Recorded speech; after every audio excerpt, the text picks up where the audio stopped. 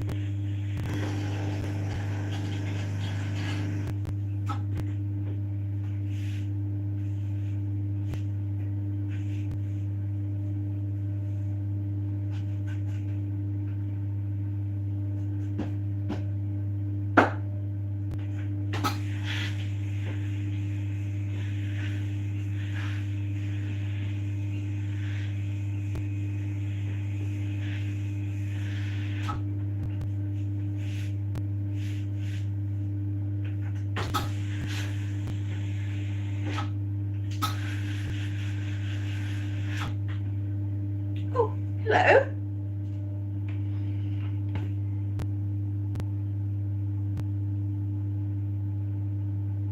Oh, thank you very much.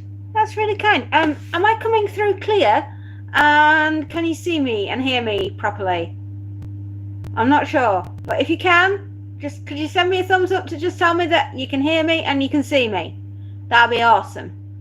Because I've had some horrific problems this morning trying to go live. Oh, cheers, mate. Thank you very much. So, how is everybody today? Are you all doing well? Ah, thanks, mate. Thank you. I'm doing the ironing again, as you can tell. I'm also doing a copious amount of washing too. Our little kitten, Monty, wasn't very well last night. Cat basket's going in next.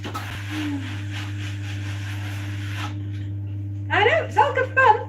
Oh, thrilly box, good fun. What? I know. I was kind of hoping last night that we'd sleep all the way through, but at 1:40 a.m, that was not to be. And what was that? How am I doing? Well, I'm feeling rather tired because I've been up during the night with our little kitten, Monty, who has been very unwell and was bringing up lots of fur balls. I bet you really wanted to know that, didn't you? Never mind. These things are sent to try us.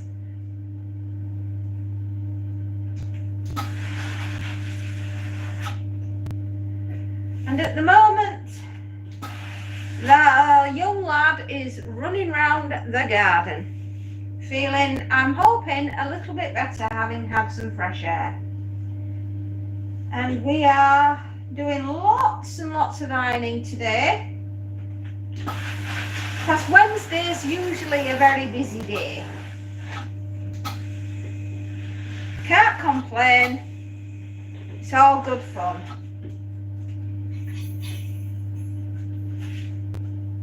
What's that, my dear? Oh, well, I'm hoping he's well now, but bless him. I think he was feeling very sorry for himself last night. So much so, he curled up on my feet and wouldn't leave me alone. I think he felt really, really sad. I had a sad cat last night. Yeah, but you know, today is another day, a bright and dawning day, and hopefully he will be feeling tickety-boo in a little bit. Another space note. Good morning, my dear. Good morning. How did everything go last night with your live? You were up early, weren't you?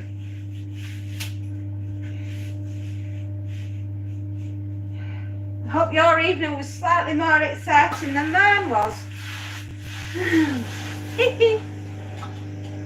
Oh, dearie me. It was like lights on, everybody jump up, jump into action. This is not a drill. Woo, woo. Charging all over the place, trying to find Monty last night. He was besides himself. Oh, dearie me, it was like a really bad comedy sketch show. Oh, you've got a cat. Well, you will know what I'm going through. Oh, no, really? Do you know, waking up there is not a good idea. You need proper rest. You need proper sleep. Just think about your back this morning. I bet you can't move. I know. Shocker. It's a bit colder today, so I've had to shove my jumper on.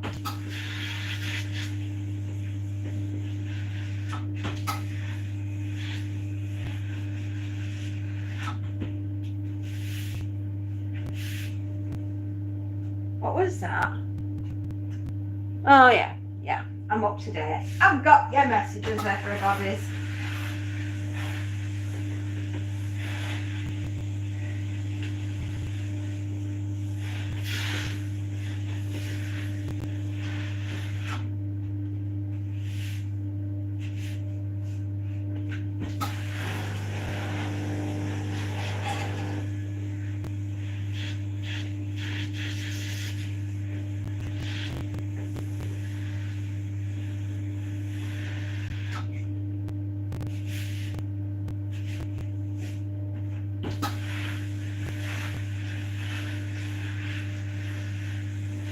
I should be doing some more cleaning later on when I've got through the ironing.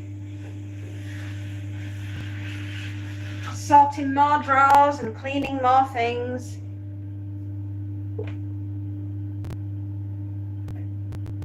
Yes, my husband actually, he reads mostly Spike. Yeah, he loves Spike Milligan, does my husband.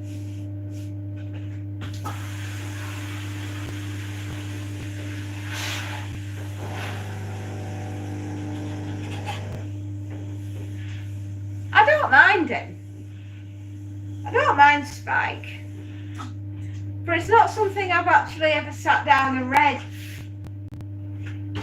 But I do think he's a very interesting character. What book are we going to do today?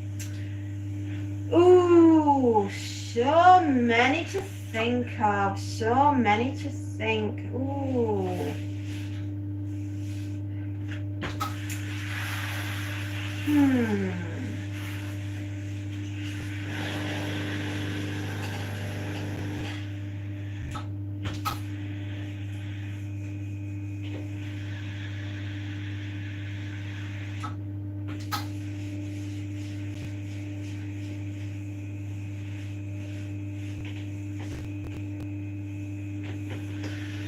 Louise Lawrence.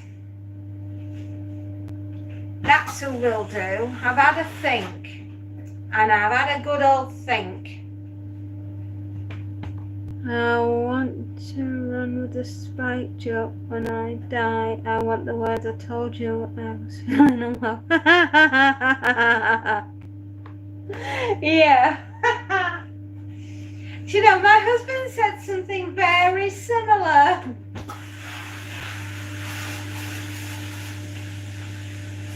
Yeah. Yeah, I think the one we're going to do today is Children of the Dust by Louise Lawrence, a book from the 80s that delicately deals with the horrors of nuclear war, and it's specifically aimed at children. It's a young adult. I mean, back in the day, we didn't really do much with young adult fiction in the 80s. You know, when they did children's books, I mean, they were actually stories aimed at children. This is kind of mid to late teens, but it's still done delicately and sympathetically to sort of explain the horrors of nuclear war to the 80s kids. Gen X, what we are. And let's not beat about the bush. We grew up in the Cold War era, and if you've ever seen the movie Threads or the American version the day after, we had so much to look forward to, didn't we, my darlings?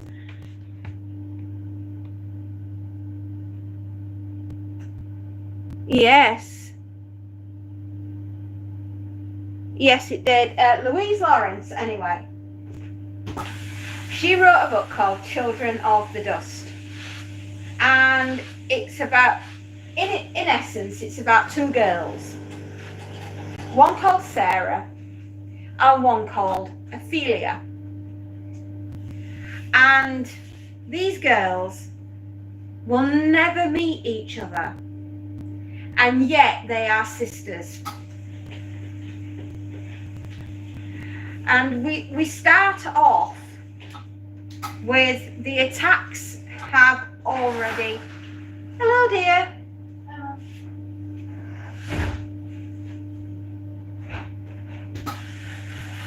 Good lesson? Awesome. I'll leave you to get on, darling.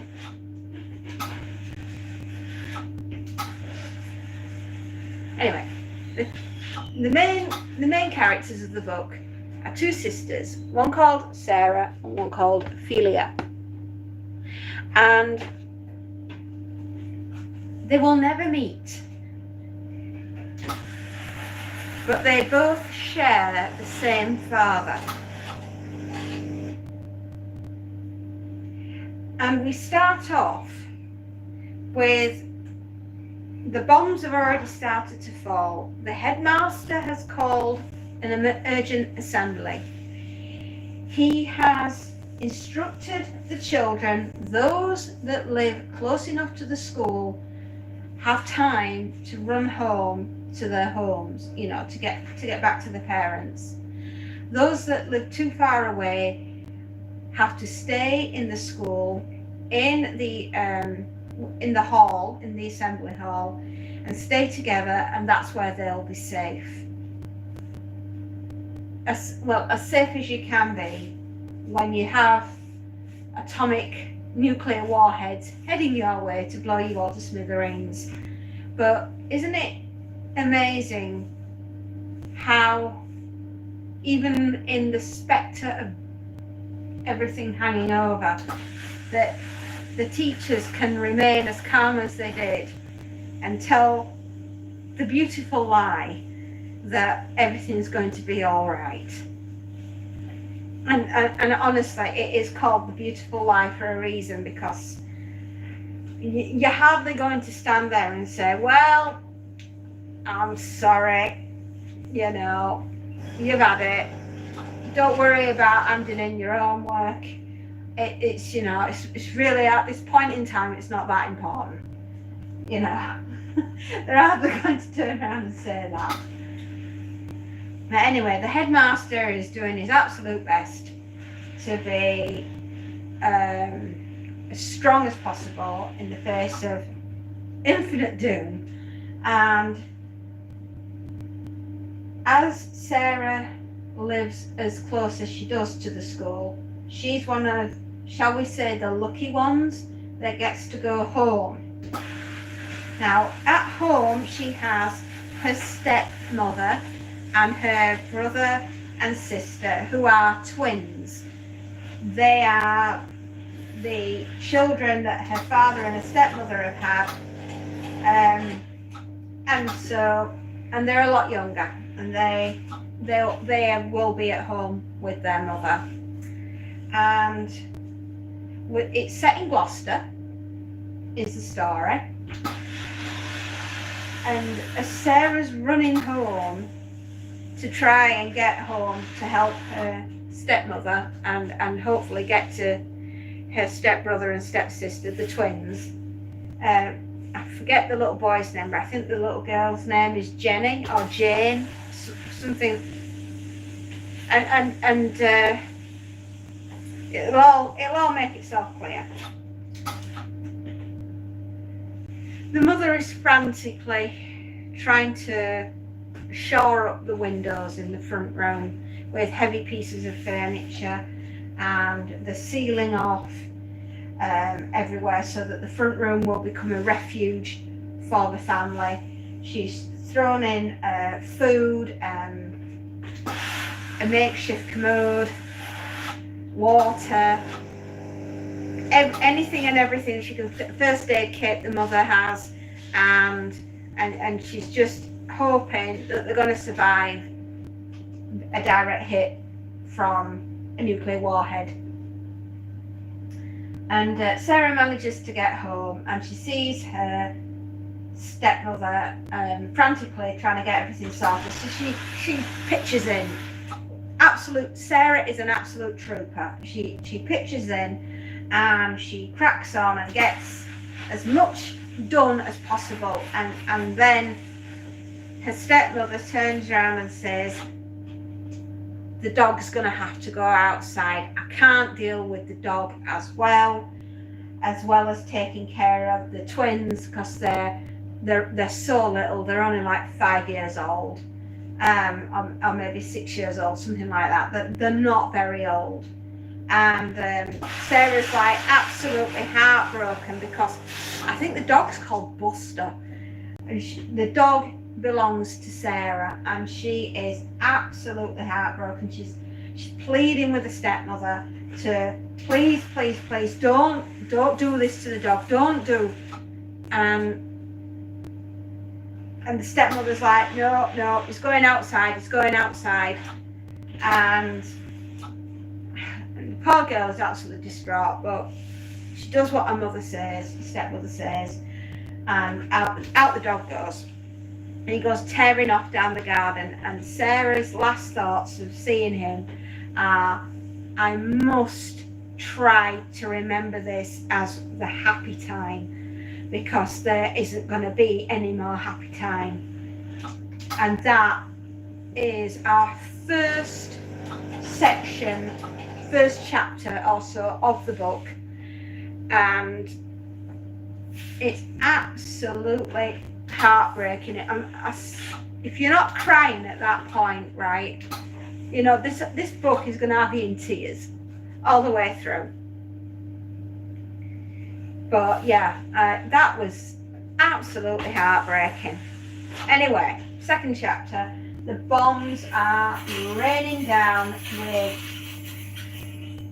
great fury all over the United Kingdom. There isn't a single flipping place that hasn't been flipping annihilated. Absolutely heartbreaking. And we've skipped to Sarah's father, who was out on the road doing, he was just driving, and he happened to be driving along, and he's flagged down urgently by another woman who's on the road, and he knows that there's a bomb coming towards the United Kingdom, and he knows that he cannot get home, right? Because he's too far away and he'll never make it. And he's thinking about his wife and his 2 children, the twins, and his eldest daughter called Sarah. And he just knows he's never going to see him again. And this lady, anyway, she flags him down and she says in frantic terms, you need to take me to such and such an area address. It's a government bunker. I'm a government, civil servant, and I need to get to that bunker because it's urgent. It's urgent that I get there. She's civil defence or something. So he drives like the clappers and gets to this bunker, and they get inside just as the bombs are starting to come down and hit everywhere, and he's sealed off inside this bunker, and he knows now that he is never ever going to see his family ever again. He's never going to see Sarah, and he's never going to see the twins, and he's never going to see his wife. And he has to accept that that part of his life is now over, and however way you cut it, this by stroke of luck, if you want to call it that, he has now been given a new shot at life in an underground bunker somewhere, secret area of, but we all know it's around Gloucester. So it's a secret government bunker somewhere in Gloucester. But Sarah's dad, the twins' dad, right, has now got a new lease of life, because his life that he had is now gone. Because he's readily accepted that they're all dead. I mean, and the gambit of emotions here, it absolutely, it doesn't spare you. It goes for the throat, and it just says, well, this is war, and this is how it is.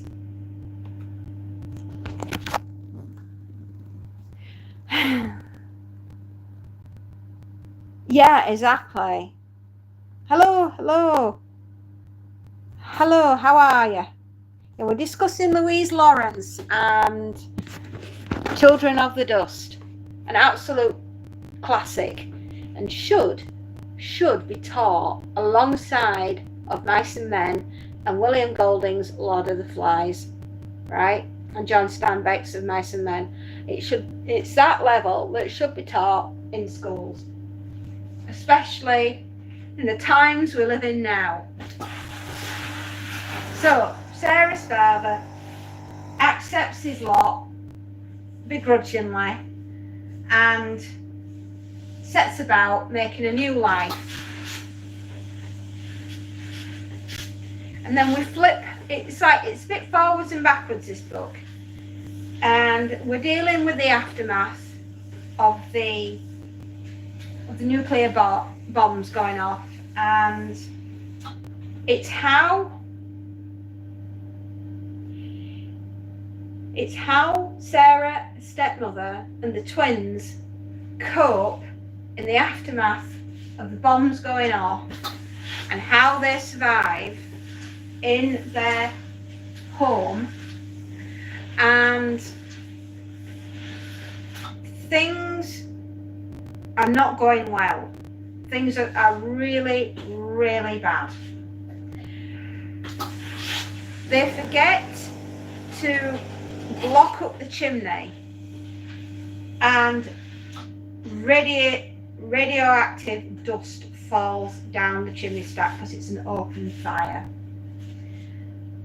And Sarah realizes what's happening and grabs her father's winter coat and tries to stuff it up the chimney to stop the radiation coming down. And she's crying as she does this, because it suddenly dawned on her that she's never going to see her dad ever again. And as much as she wants to get on with a stepmom, she can't, because a stepmom does not like her, and she's made it pretty obvious that Sarah is not wanted. And poor Sarah she's lost a dog, she's lost a dad, and she knows that a stepmother doesn't want her. And this poor kid is all alone in the world, and it's just devastating. It's absolutely heartbreaking. And this is when things start to get really, really bad. They're running out of food. So the stepmom says, I'm going to go out and I'm going to search house to house. And I know that there's a little corner shop not too far from us. And I'm going to go see if there's any food in there. And so off she goes. And when she goes out and she says to Sarah, now keep this door outside locked. She said, I'm going to go into the kitchen.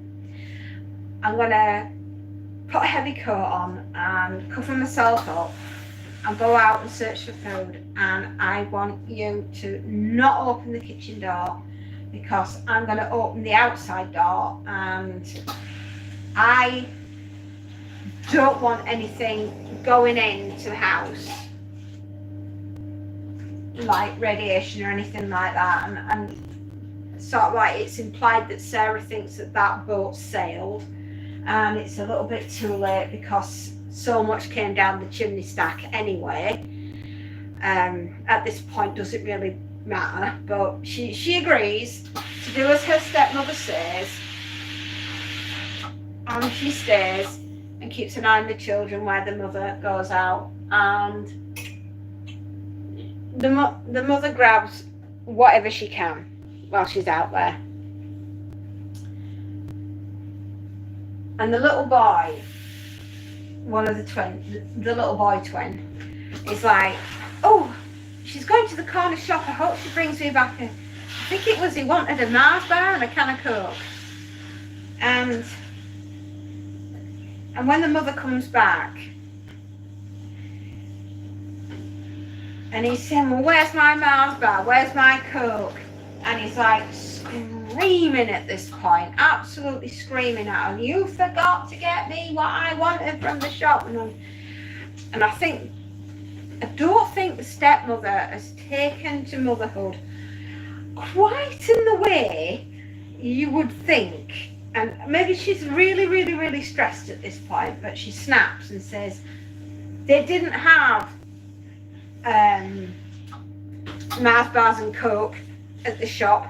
You're lucky you've got anything to eat. And the little boy is beside himself. He doesn't understand what's happening, and he's crying his eyes out, and he's doing a proper, what you would expect a child to do who doesn't get what it wants.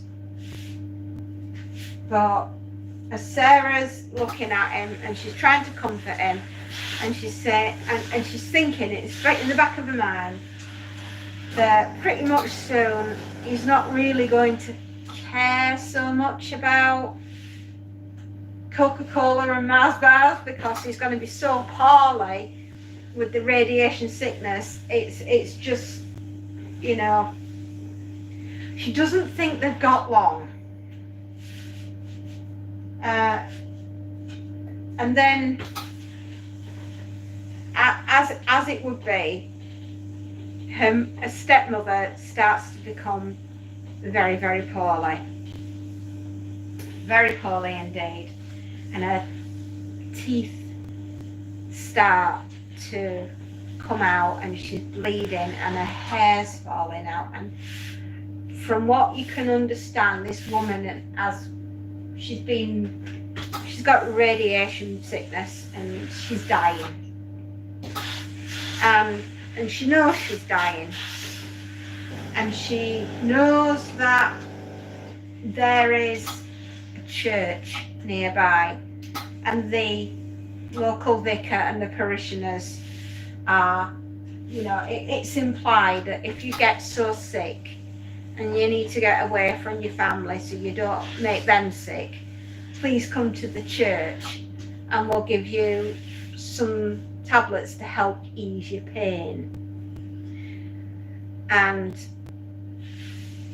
when Sarah's stepmom gets to the point where she's just so poorly, she's so sick at this point, that she goes off to the church and she gives specific instructions for Sarah to make sure that the twins are okay. And then off she goes to the church. And that's the last we'll see of Sarah's stepmother. It really is. I mean, it does not spare you. It is brutal from the start. And this is kids' fiction.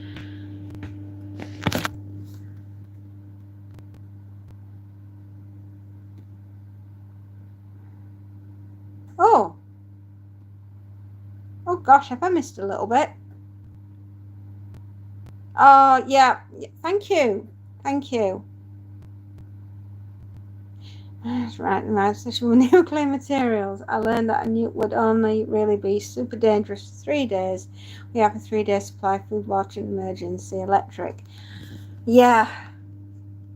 As I have new Cold War fears, I can even manage my emergency electrical. Oh, yeah, well, that's probably not a bad idea, considering, what's going on out there. Yeah, exactly. So Sarah is now left in charge. Anyway, getting back to the story. Sarah is now left in charge of the twins. And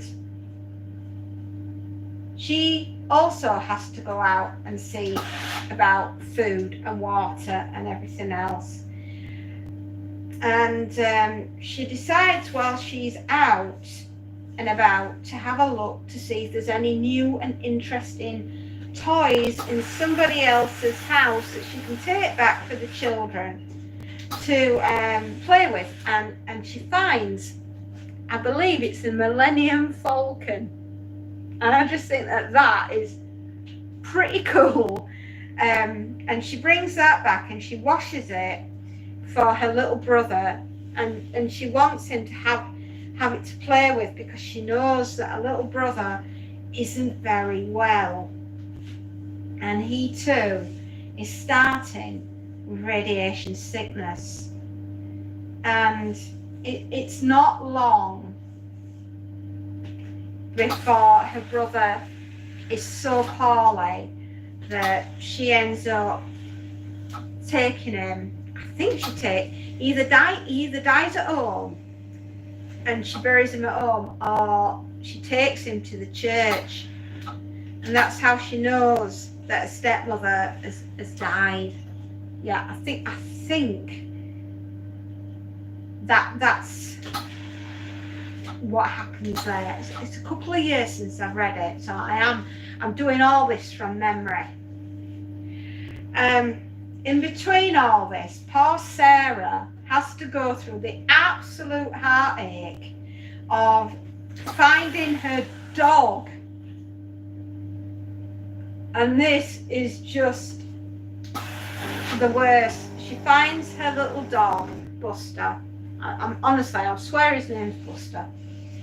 And the poor animal it was laid by the back door of their cottage.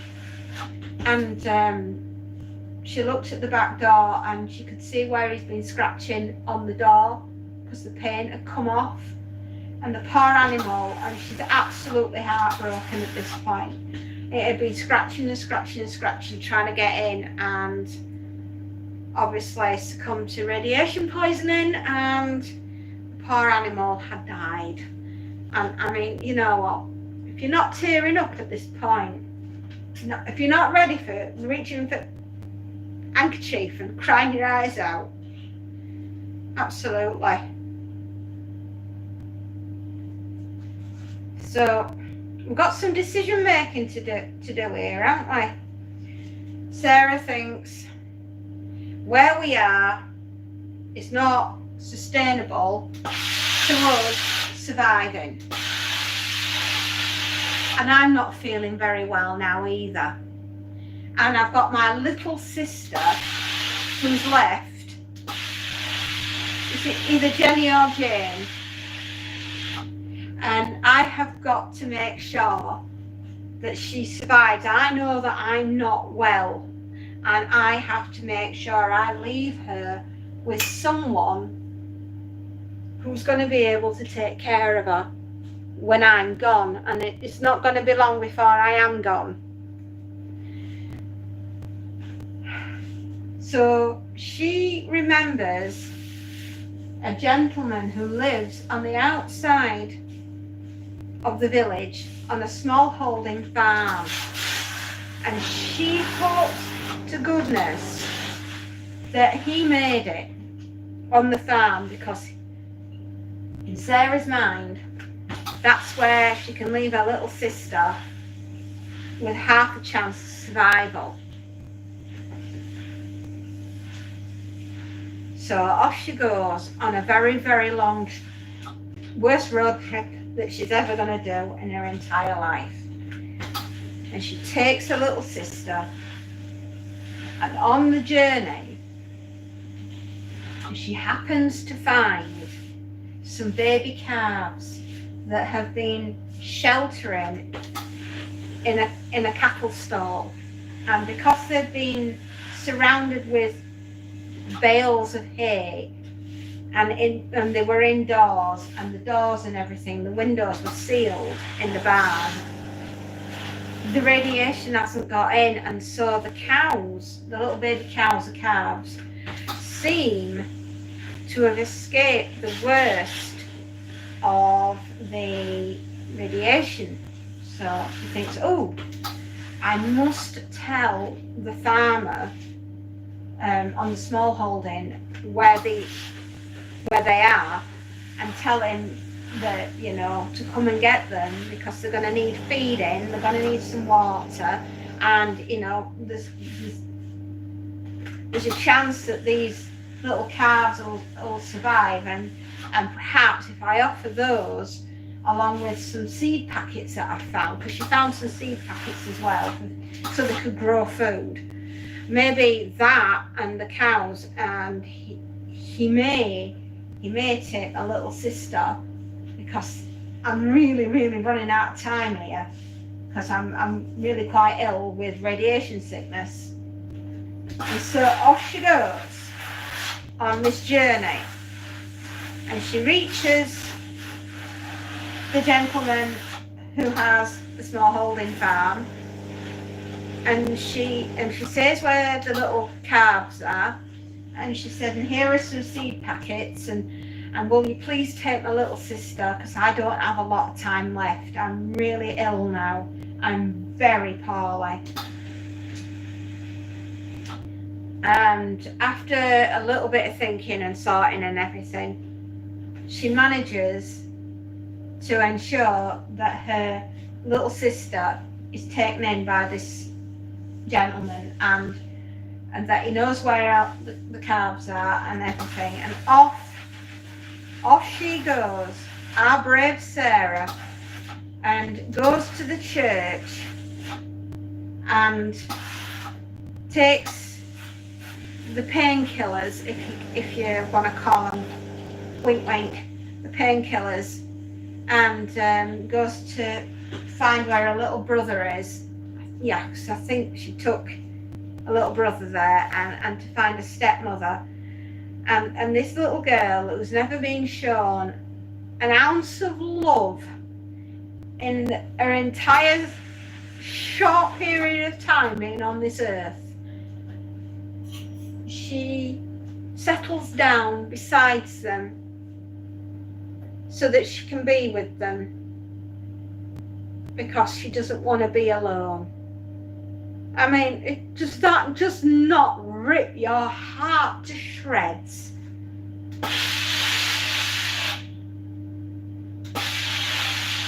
And this is what, you know, this was children's fiction. Yeah, absolutely soul destroying.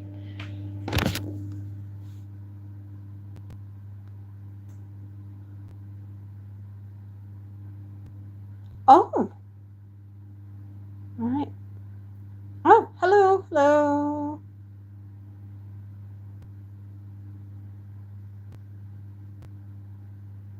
Yeah, so it's absolutely soul destroying. This poor girl, after everything that she's been through, after everything that she's done, the last thing that she could do, the last act of kindness that girl, bearing in mind she's not been shown any love at all from anyone, was to make sure that her little sister had someone to take care of her when she was no longer able to do so. And I just find that last heroic act of love from that girl is heartbreaking. And to not want to be on her own when she knew she was going to go. Oh, honestly. And how she managed to make the journey, knowing that she was suffering from radiation sickness. I mean, it's children's fiction. I know. But you can see, and it was brilliantly written, was this, because it's a very sensitive subject. It's a very emotive subject. It's nuclear war. And trying to put it into a story that a child is going to be able to understand. I mean, I'm an adult, allegedly, and even I cannot fathom and understand the logic of wanting to light one up and let it go. I just do not get.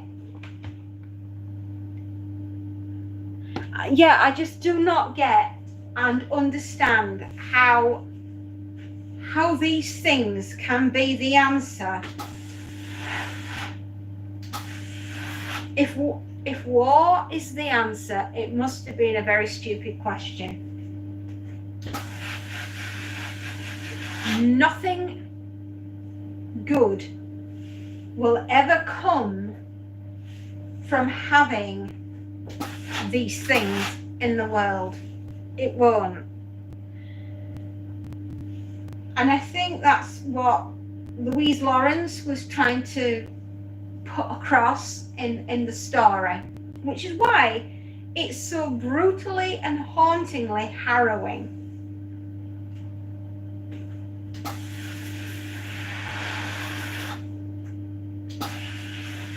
And so we're going to go from saying goodbye to our heroine, Sarah.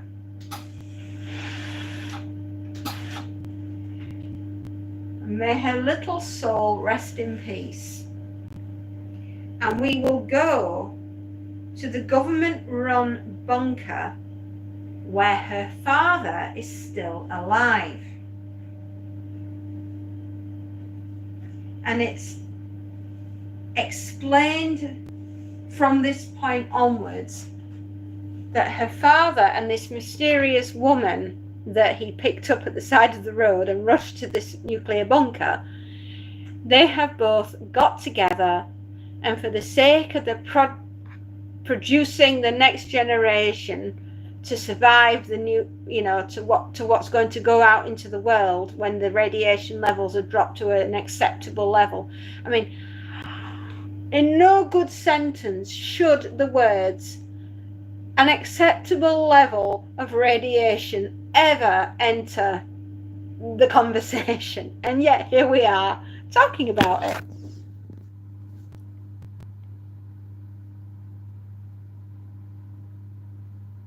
Exactly. Another space note. I totally agree. Nothing good will ever come of it.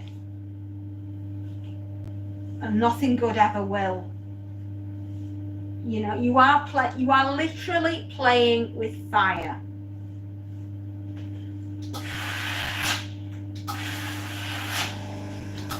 So yes, just the utterance of these words, we can go outside when the levels of radiation have dropped to an acceptable level. Right, those are some words that you should never ever have to hear. And yet here we are discussing it. Yes, Sarah's father and this mysterious woman, between them, they have created, as Sarah's father puts it, this is probably the last chance I'm ever going to have at fatherhood. This will be the last child I ever have. And considering he's had 3 to start with, this is his 4th. And the lady who has agreed to have the child with him, and they don't really get on because she is, gosh, I don't think she really understands and can accept what has happened in this world, and she is of the belief that theology will be the answer to getting the society back on its feet, and the father is more of a realist and says it how it is. And of course, when you have 2 opposing viewpoints and personalities, there's going to be fireworks.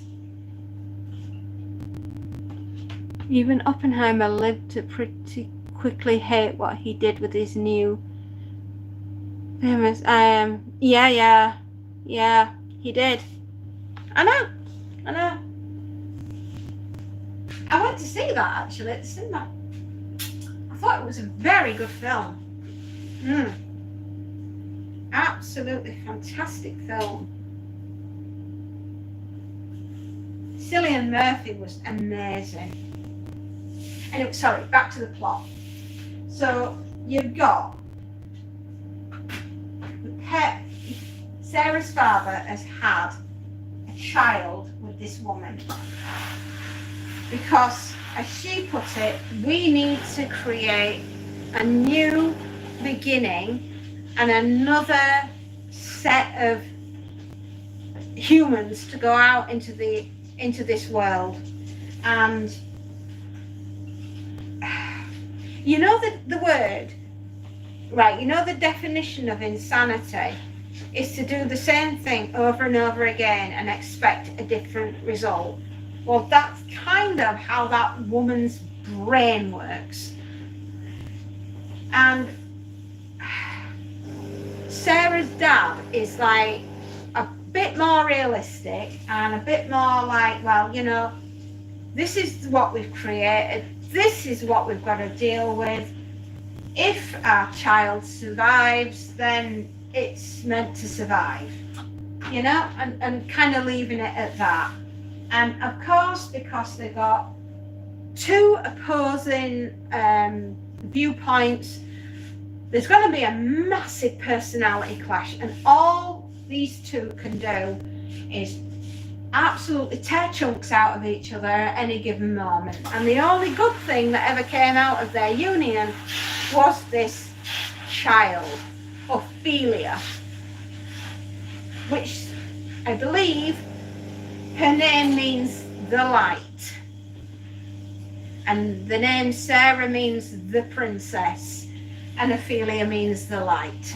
I believe it's yeah, from what I can remember. And as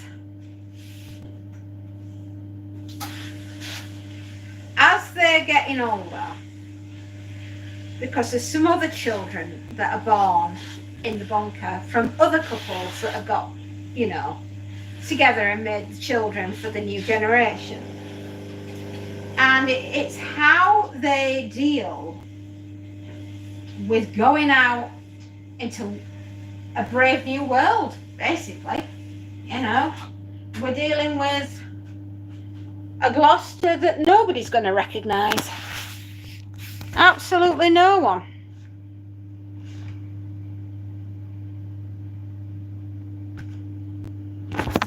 What?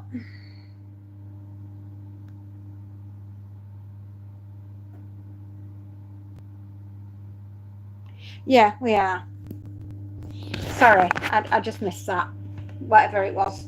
How about, hi, hey, thank you, welcome. We're discussing Children of the Dust.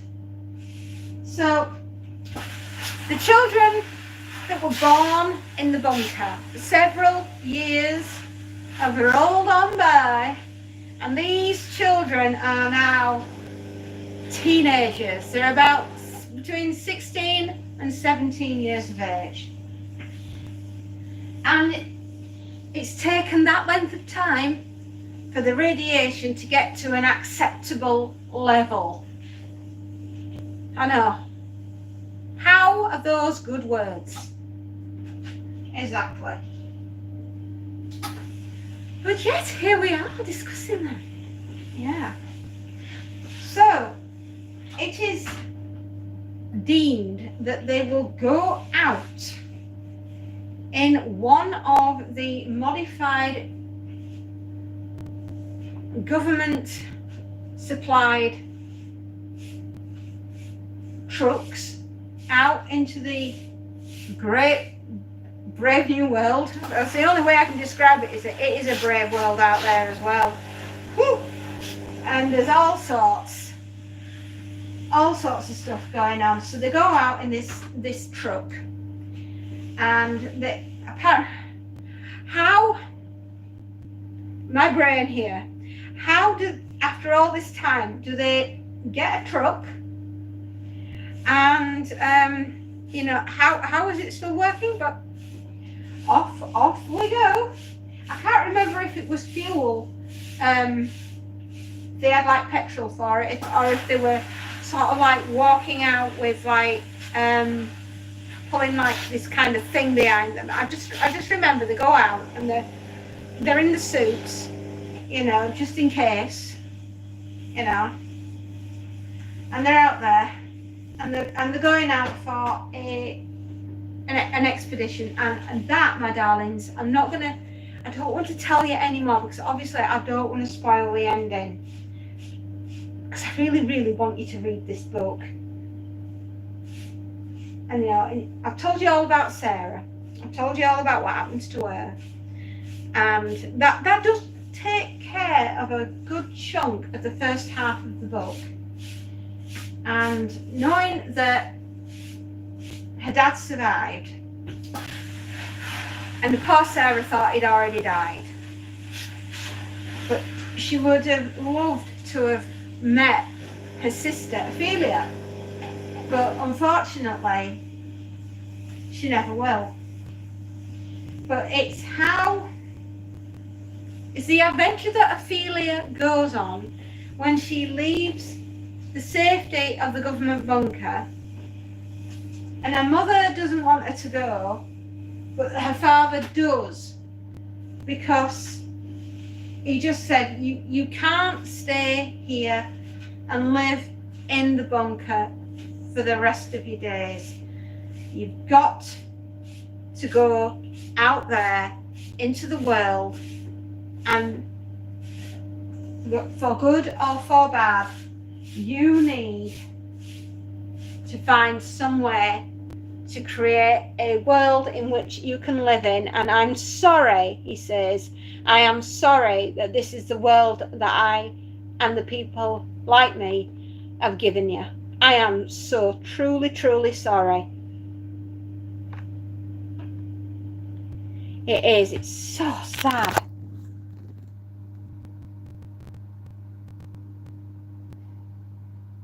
Oh, sorry. Have I missed a load of things?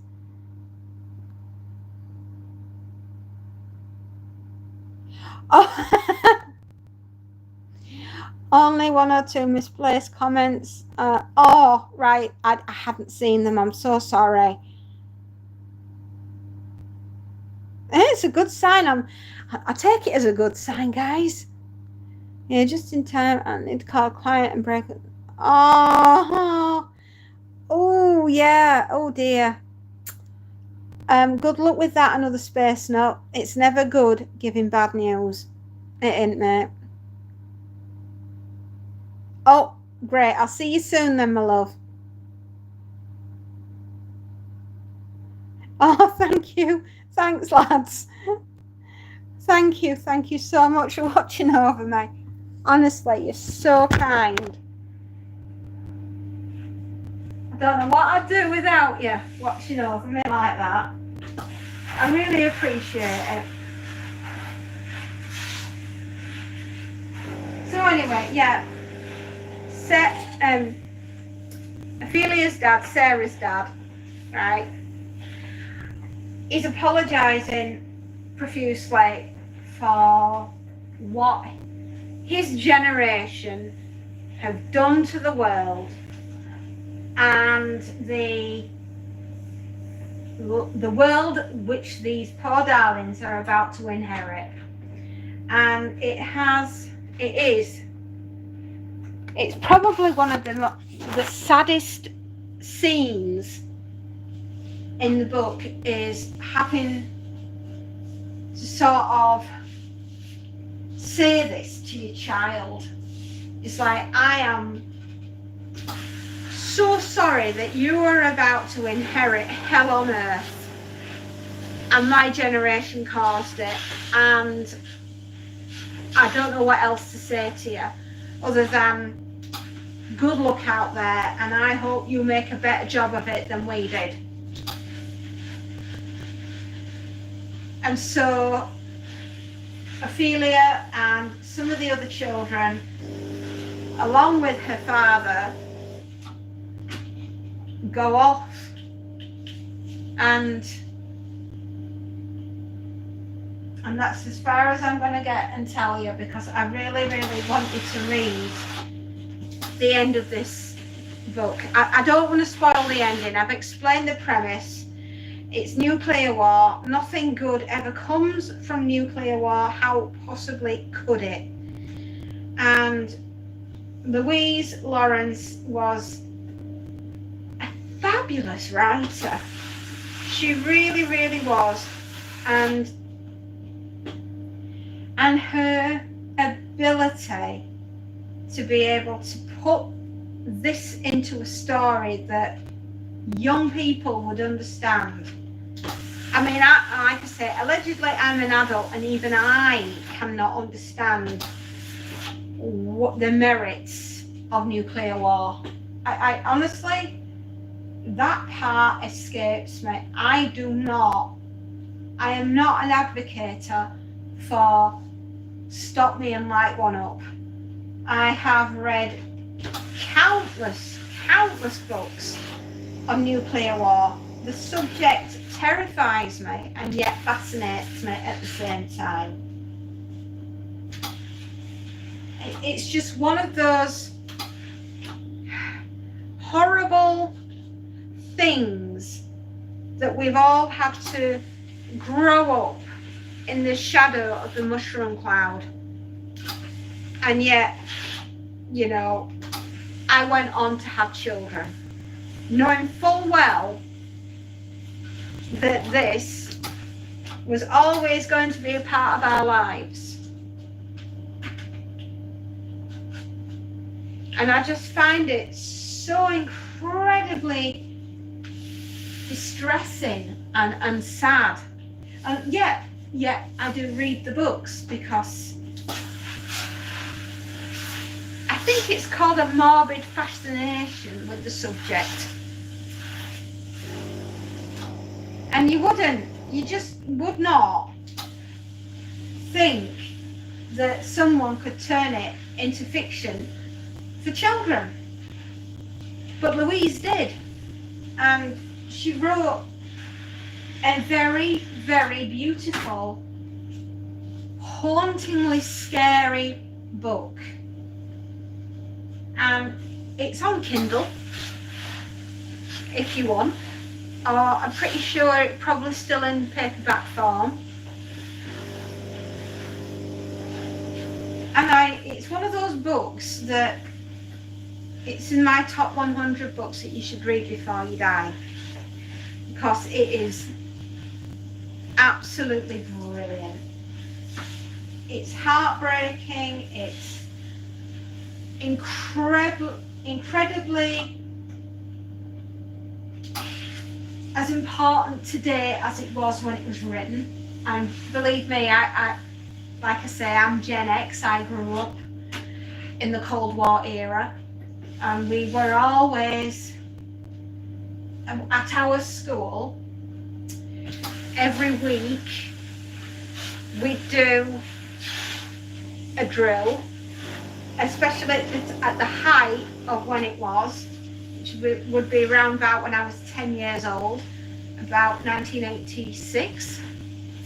And we would every week have to do a drill because we all lived too far to get home, and the area that we grew up in, the school that we went to, we were too far to get home, and we knew that our parents couldn't get to us, so we had to go. If you can imagine my school, and there was like an area where the caretaker had like storage rooms underneath the school, underneath where the gymnasium was. The school hall, because it was a really old-fashioned Victorian building with giant vault cellars that were underneath where the school hall was, and we kept everything under there. All the PE equipment, all the sports day stuff, you name it, spare desks, blackboards, because we didn't have whiteboards in those days. We were taught with chalk on a blackboard and had the board rubbers, and that's how we were raised. I'm showing how old I am now. And underneath, anyway, in these ginormous vault cellars, there were all school benches, row upon row of school benches, and it had been cleared out so that everybody had a seat, if you like. And underneath where we would sit were little packages, and they'd been left there. Our parents were encouraged to put together an emergency packed lunch, right, with and they'd have to change it every term, right, or like every 6 months or whatever it was, and they put in these packed lunches. We'd have a first aid kit, we'd have a bottle of water, and we'd have like food, but if you imagine like an MRE, and each child in the school had one of those, and we had an equivalent to like a dust mask for us to put on, and a pair of safety goggles. Oh, I've run out of water, I'll be back in a minute.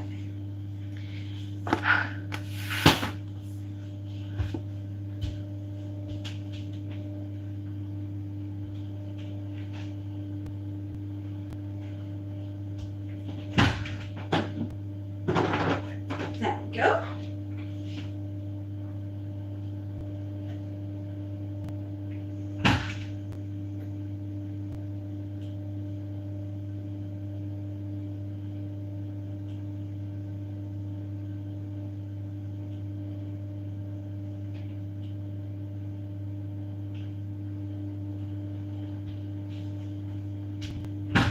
And hi, I'm back again.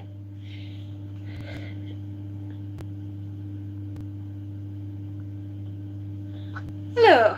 Anyway, yeah. So each child at our village school was encouraged to have these like little packs and blankets and little beds and everything were all there for us, because chances are that's where we were going to be living, and that's where we were going to have to survive should they have dropped a bomb. And it was quite often that schools across where we lived in Yorkshire, I mean, I'm sure they were doing it all over the rest of the United Kingdom as well, but I mean, we had like stacks of food, uggins of food, and big billy cans, and a range that we could cook it on and things like that. And the headmaster and the school nurse and the teachers were all prepared and ready to basically take care of all of us, because at the time, we'd probably all be orphans. And it was just what you did, we accepted that this would be, if it happened, if the worst happened and they did send them over, that's where we were gonna be, and that's what was gonna happen to us, and that's where we'd end up. And if we survived, we survived, but that was our fallout shelter. So and that was underneath our school. And fortunately it never came to pass, but you can see the mentality of our school, and I, like I said, other schools up and down the country must have been doing exactly the same thing. They must have. It can't just have been ours. And I mean, it were only a local, we're a local school. It was, not nothing posh. One private or out like that.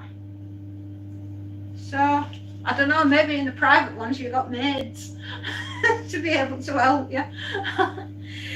I know, I joke, but I mean, it was something that we just accepted as being normal.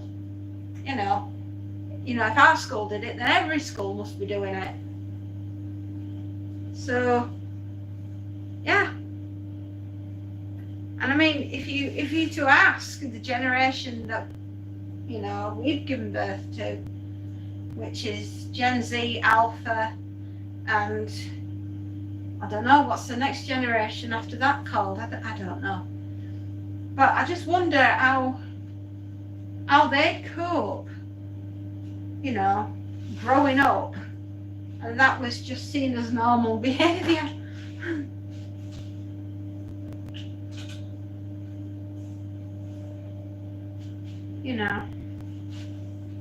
Nothing good can ever come from nuclear war, that is for sure.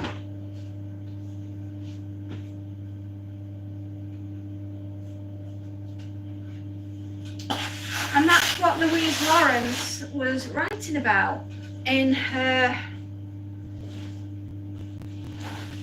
excellent novel, Children of the Dust. And if you haven't read it, I highly recommend that you do. And there's loads of other things that you can read and watch to give you an idea of what it was like for us growing up in that time back in the 80s. And one thing that I'd recommend is Barry Hines and the film Threads, which is absolutely terrifying. And if you've never seen that, it does come highly recommended. It is a very realistic, if you will, depiction of what would happen to Sheffield during a nuclear war, and what happens to the families.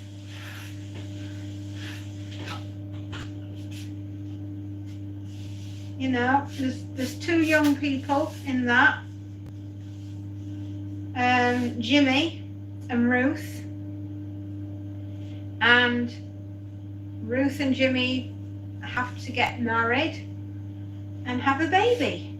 Or that's the plan. You know, Ruth gets pregnant. Jimmy's the father. They decide that they're going to get married and have the baby. And it's watching them as they go through the process of realizing that they're going to be parents. And all this is happening to the backdrop of political turmoil and the inevitable nuclear war that takes place in May of all times, in the month we're in now. And it's how Ruth and Jimmy deal with it. It's just heartbreaking. Especially when they blow up Woolworths. Very, very, very sad. And it's the dealing with, oh, hang on.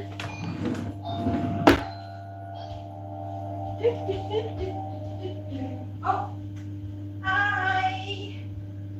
Oh. Somebody left their shoes. No, it really gets to be a club. Hello, my darling. Are you having a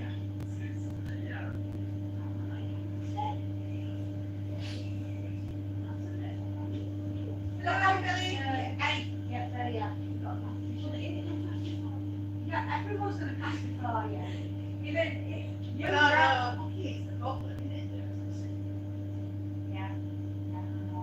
Eleanor's made a decision that she's going to go on a crash course. And I said, crashing is not what we do. I know. How much is that costing? I don't know. She's going to yeah. Do you pay to get your test at the end of it? I'm hoping so. When you find out, let me know. So that's like, it's taking. Yeah. Because I've done loads of theory tests. I've done loads of practicing like yeah, but any of those cars are automatic. Yeah, they are. When you're trying to get a driving instructor, and it's like location. No, but like, I mean, that's not automatic. You know, the black one people are out of automatic. So, I mean, it's a reference one. Most cars. Every electric one is automatic. Most modern cars are automatic. So, the way we are, you know, I'm like tax. Yeah. We're going to go out with the art.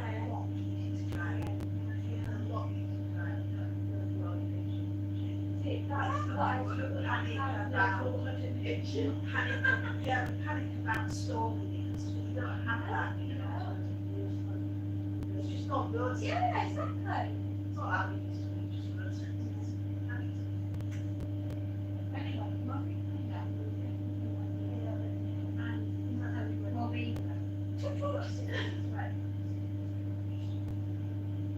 sweetheart, you've got such a long summer in front of you. Nearly 3 months. Officially.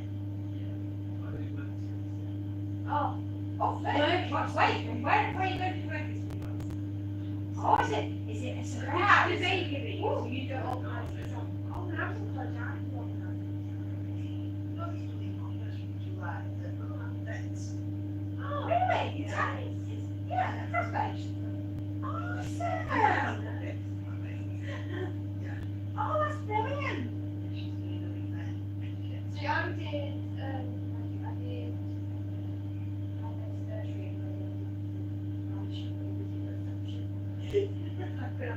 yeah, but I think mine is like what? Yeah, I was no longer in reception. I went after lunch with Emma and Joan last week.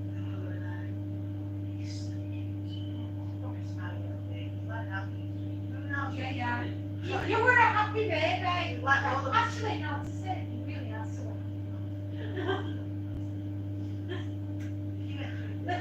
Living on this is your family. You have to press what to say. Can I have some? Can I have some? Well, hey, look, we've all got his limits. Take care. See you later. See ya. Bye.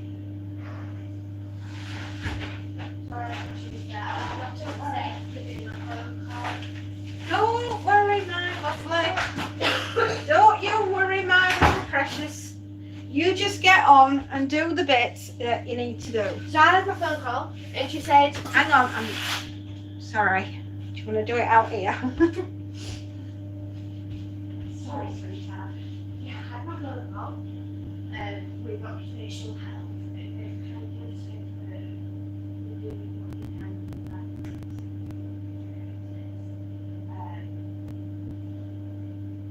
So,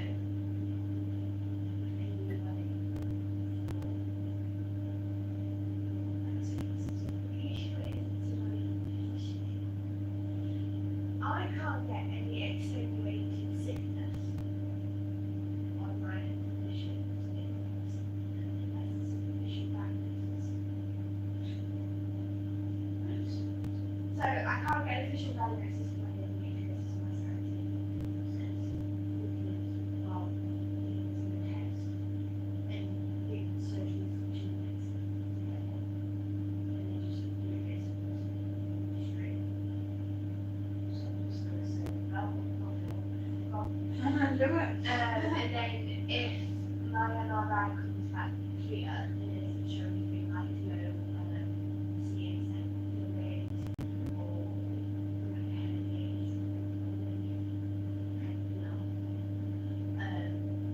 then the answer client which I mean is my friends say really like okay.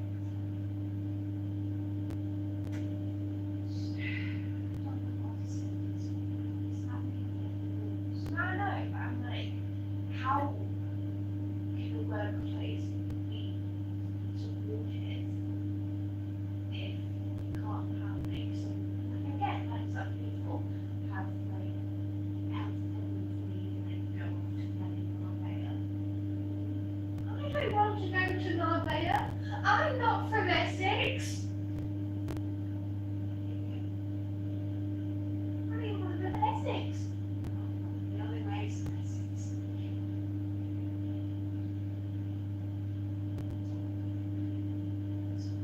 But it is, she did say that they've sorted out the shit, sorry, so oh, that was great. It's between that the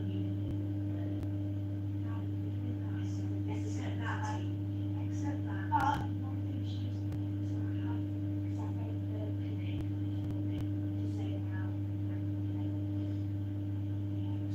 how far along exactly she's going to speak to the neurology department.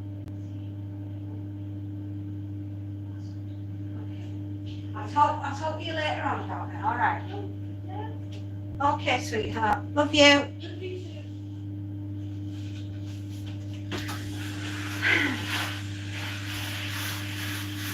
Sorry about that, everybody. I'm back now. How you doing?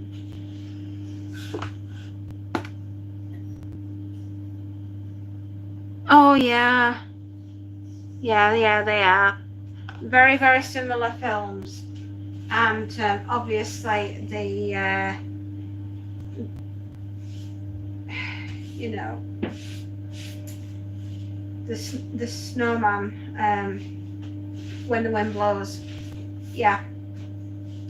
Raymond Briggs. That's the word I'm looking for. Yeah, Raymond Briggs and the snowman. And he did one called When the Wind Blows, and it's about a cute little couple who live out in the countryside who survive the decimation of the United Kingdom through nuclear war, and it's about their brief survival and how they succumb to radiation sickness, and when they eventually die, and their little spirits flying off. And it's, well, I mean, absolutely heartbreaking. If you're not bawling your eyes out at the end of that, I just don't know. And I think about that. I watched an anime, Studio Ghibli, and the name escapes me at the moment, but it was all about Hiroshima and Nagasaki when they were bombed by Enola Gay. I forget the name of the other aeroplane, but it was Fat Man and Tall Boy were the name of the bombs, I believe. But I can't, for the life of me, I cannot remember the name of the other plane. But I just know that one of them was called the Enola Gay, and I think it was called Our Little Corner of the World. And it was a Studio Ghibli, and if you've not seen it, do so, because it is heartbreaking. It's totally from the viewpoint of the Japanese people, who were just simple, ordinary people wanting to create a little life in that corner of the world. And how it's depicted is not dissimilar to When the Wind Blows, and it's just heartbreaking. And I was absolutely sobbing hysterically watching that I was watching it with my youngest daughter, because we're big fans of Studio Ghibli. Little Boy and Fat Man, the two bombs, yeah. But I can remember one of the planes called Enola Gay, and I can't remember the name of the other one.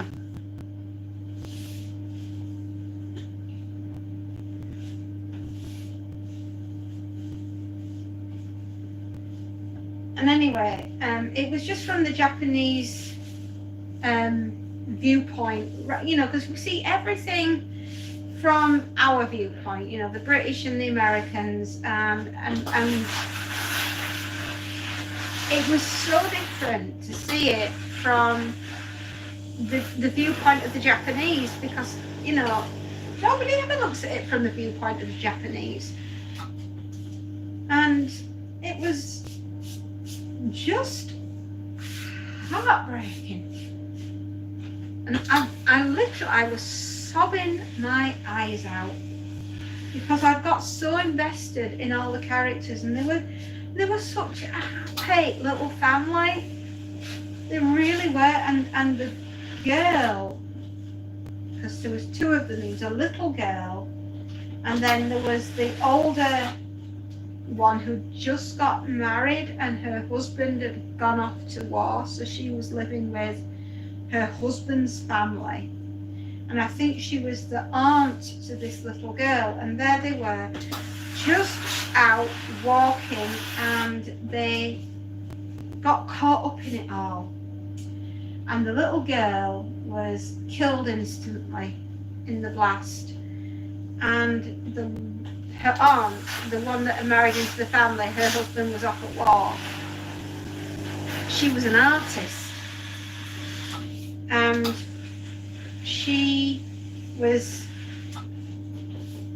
holding on to the hand of her niece, and when the bomb went off and immediately killed her little niece, it took her right arm clean off, and she was never able to paint ever again. And that again is part of the tragedy of the story, and it's just heartbreaking. Yeah. Hello, monster. I've just got Monty. Yes, I know you've just walked through the door. You little stinky poo. You did, didn't you? You walked through the door. Yeah. What you doing? You checking the floor out? You wanting the chair, aren't you? Because I have taken the chair with the basket to the laundry. So are you checking everything? Are you sniffing? Are you sniffing everything to make sure it's good? You being good? Yeah. Mama's little baby. You are. You're my little baby. Oh, wowzers. Got a busy day today. Doing loads and loads and loads of ironing. You're talking about nuclear war. Yeah.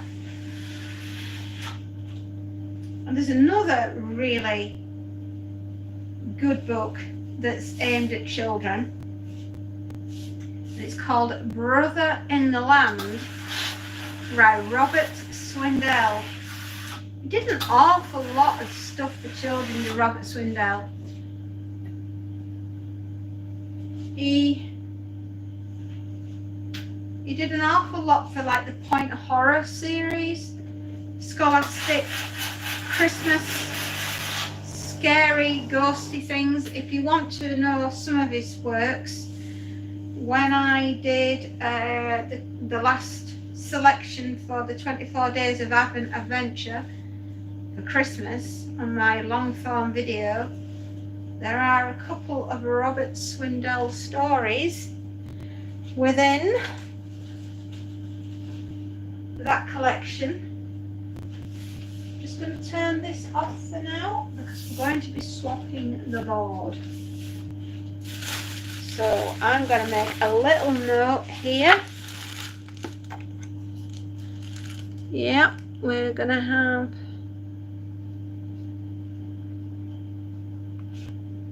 okay.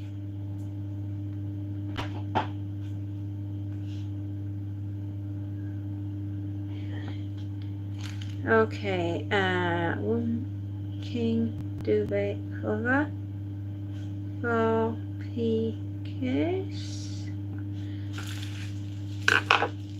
Hello, monster. Oh, what are you doing? You can't charge at my feet like that when I'm not. I'll fall over you. 1, 2, 3, 4, 5, 6, 7, 8 items.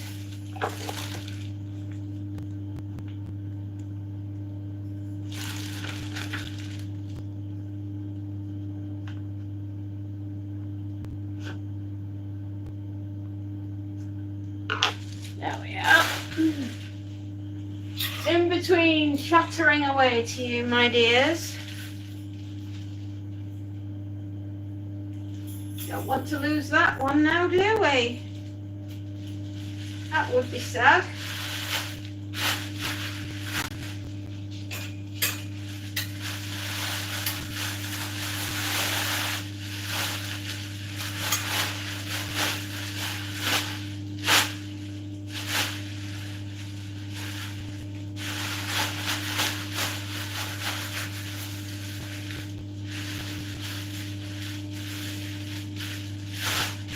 Love, can you give Monty some food?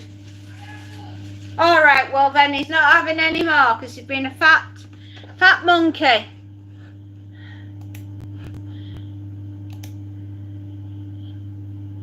Yeah, there we are. Okay.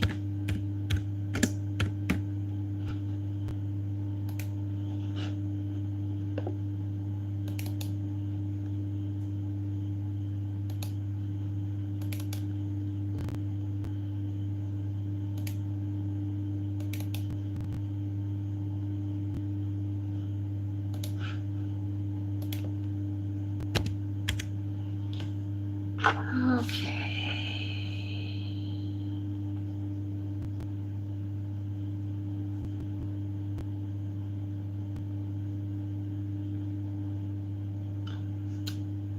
get that right.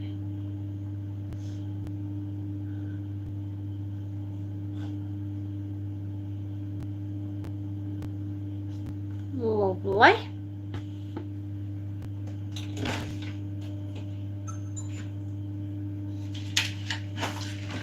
Have to write a little list of where I've got to go tonight. Because if I go and forget anything,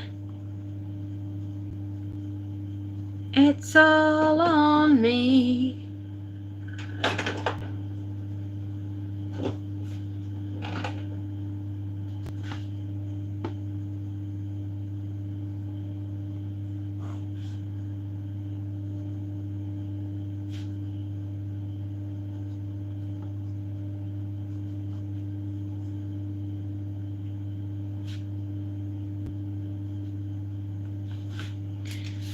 Yep, it's all on me if I forget anything.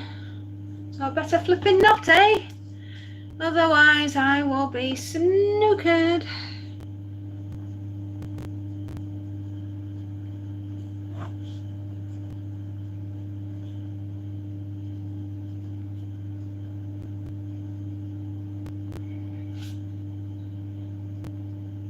Oh, I think that was the milkman.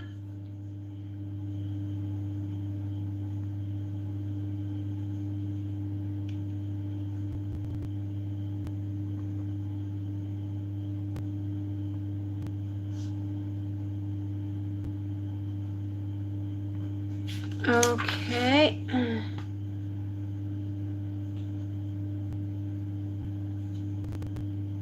Right. Those two are sorted. I will be almost ready. Am I organised? Not really. I'm as organised as I can be. Aren't I, dear?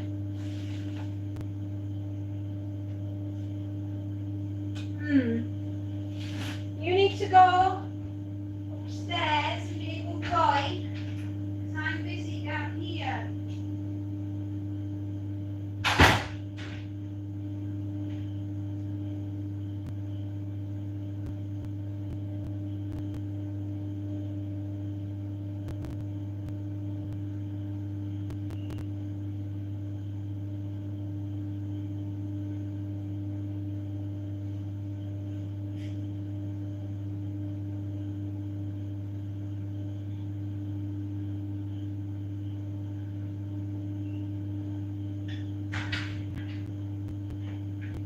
Oh, goodness me.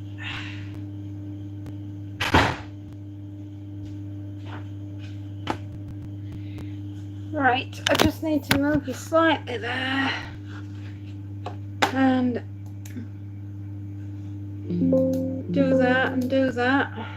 And then do this.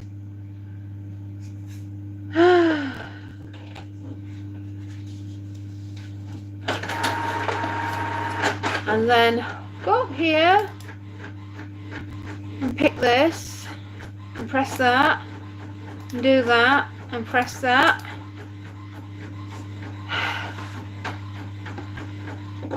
And hopefully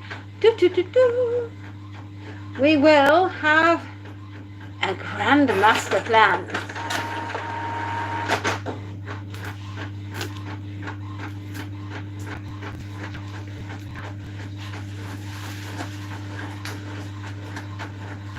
I love it when I have a grand master plan and everything comes together.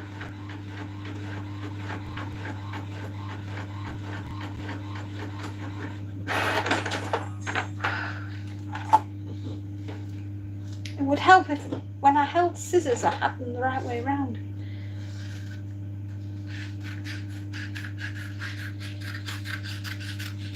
I know. There is so much going on in my life. In between doing all of what I am doing.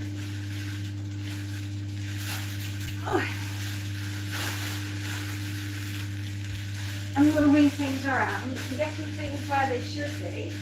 Yes, I know this stuff. I know this man.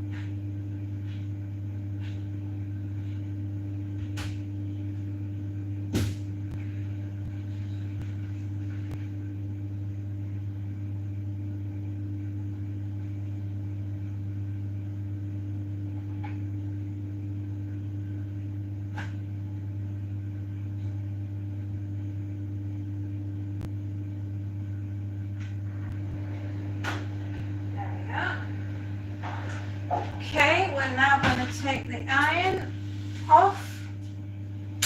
And we're going to collapse this board and we're going to get the other board. Ooh. Ready, steady, go. We will do that.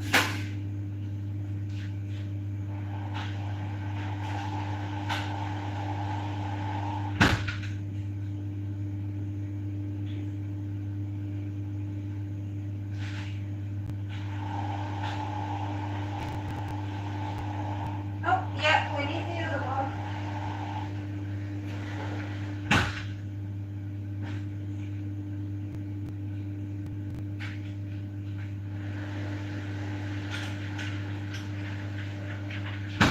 There we go. I think what I'm going to have to do is also put some juice into the phone because I have a feeling my battery will be a little bit low. Okay. Oh. See, I knew I left it somewhere. I knew I left it. Hold on. Would be useful if we could get it.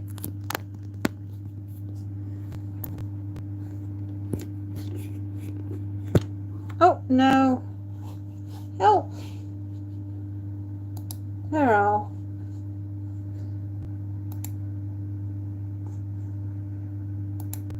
Oh gosh.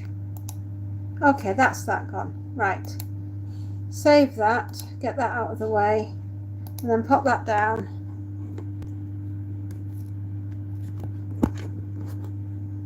Oh. Oh, we're going all over the shop now.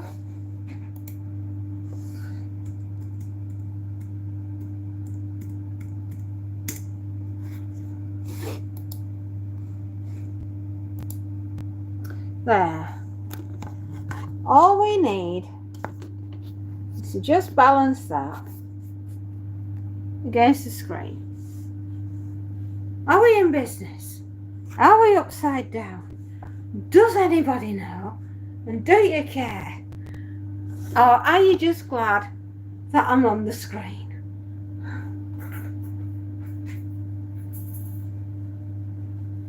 And you are not going to get any more food. You greedy guts. Yes. Yes, you are. It would do you good to go maybe a little bit longer without any food. Just, I'm not talking all day. We're just talking an hour. I mean, you're not going to fade away, lad. Oh, yeah. You are not going to fade away. Go on. That way. Go.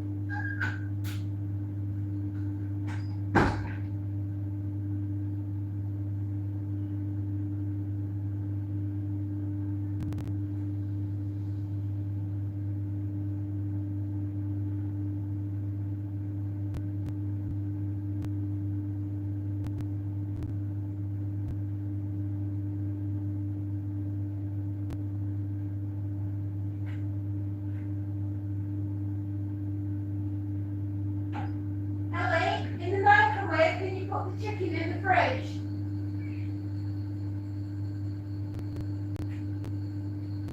I meant to do it this morning, I'm sorry. Thank you. It should have defrosted by now.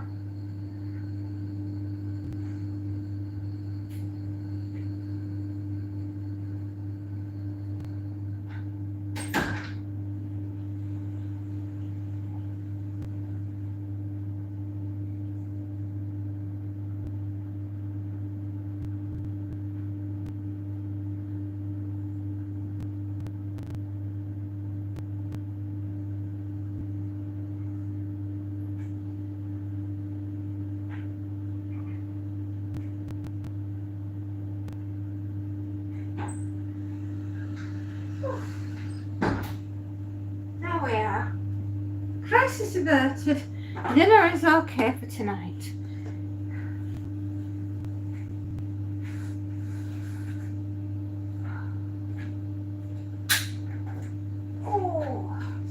second customer of the day.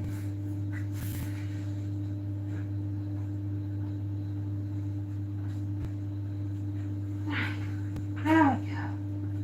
Can you see me? Is everything alright? Are we upright? Yeah? See me? Am I okay? Sorry, I've been all over the shop today. Such is the fun of working for yourself from home. So yeah, the little corner of the world, that's what we were talking about. And it is absolutely heartbreaking. And if you've got the opportunity, and it's a Studio Ghibli, please give it a go. You'll be glad you did, even if though you are going to absolutely cry your eyes out. I know.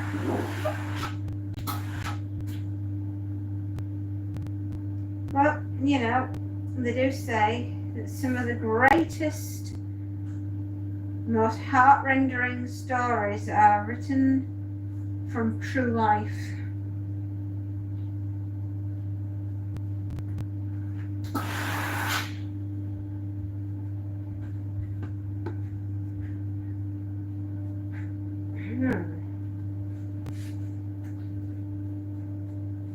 Thank you, my love.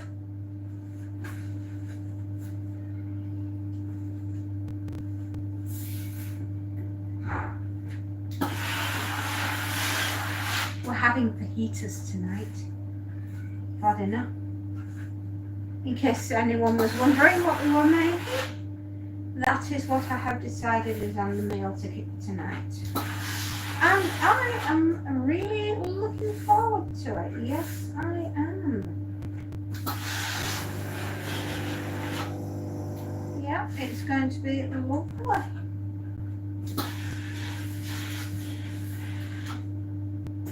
So after I've run round and seen everyone tonight and dropped everything off and collected and whatever, I'm going to come back and I'm going to do dinner. And we'll take it from there. But meanwhile, before all that is able to happen, I march my way through 3 more baskets of laundry and dry a load of washing, which I've just put in the dryer, and wash the cat's bed, because not only did the cat decorate my carpet and everything else in the bedroom, he also did a number on his cat basket, which was awful. So that's had to go in the washing machine as well. So aren't we the luckiest family that ever was? There's that to numbers. Crazy, crazy days. I hope I'm not going to be all afternoon at the ironing board. That would be wonderful if I wasn't.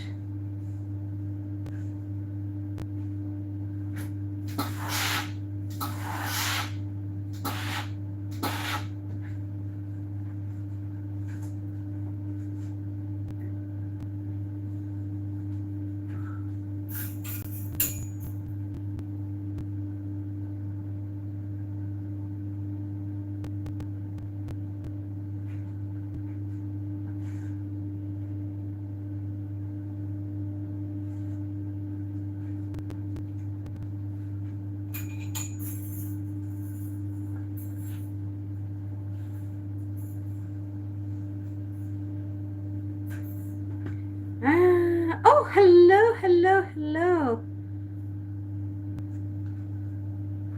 Oh, hey, well that's a good thing, because there's nothing worse than something not where it should be, and especially if somebody's relying on you for it. So I'm glad you found it. I really am.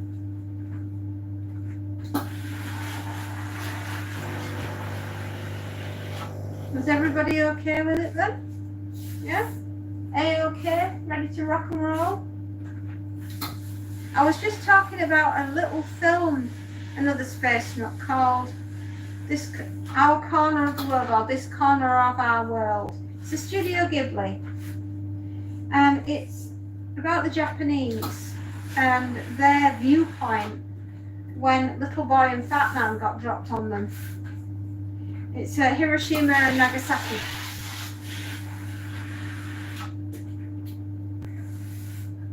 And my greatest fear is because those are now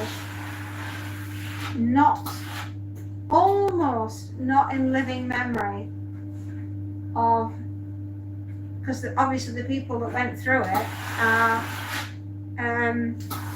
very old now, if not have left us. And because there isn't anyone able to, how should we say, relate to the devastation that a nuclear bomb can cause, my great fear is that world leaders today think that there's a very good chance that they're going to win. And is that not absolutely terrifying? Because there are no winners. You need to watch the film War Games with what's his name? It'll come to me in a minute. Anyway, they have this machine in the film called War Games, and it's called the Whopper. And it's the Whopper's job, I guess. This is like artificial intelligence. And it's the machine's job to learn that there can be no more winners in total thermal nuclear war. Great film. I've forgotten the name. I know it's is it Ali Sheedy was the girl, but I can't remember the lad. It's gone. Anyway, the computer was called Joshua, and Professor Falcon was the man that invented him. And it's Joshua and his artificial intelligence is Joshua, and it's his job to work out and learn through play. And it so happens to be that the boy chose thermonuclear war as the game that they were going to play. And it's a brilliant 1980s film. It's called War Games.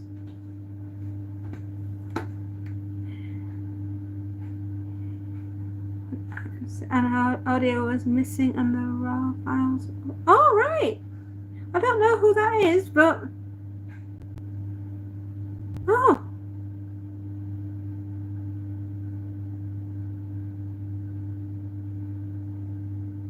Yeah, seen the film War Games. I can't remember the name of the lad that played the main role.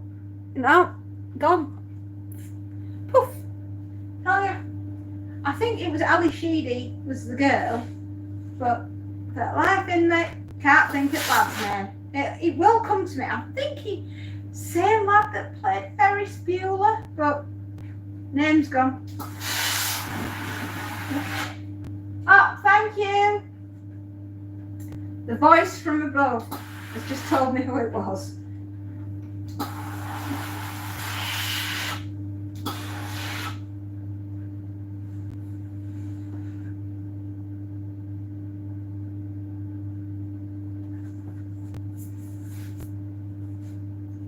And that was all about Joshua learning. And he ends up at the end of the film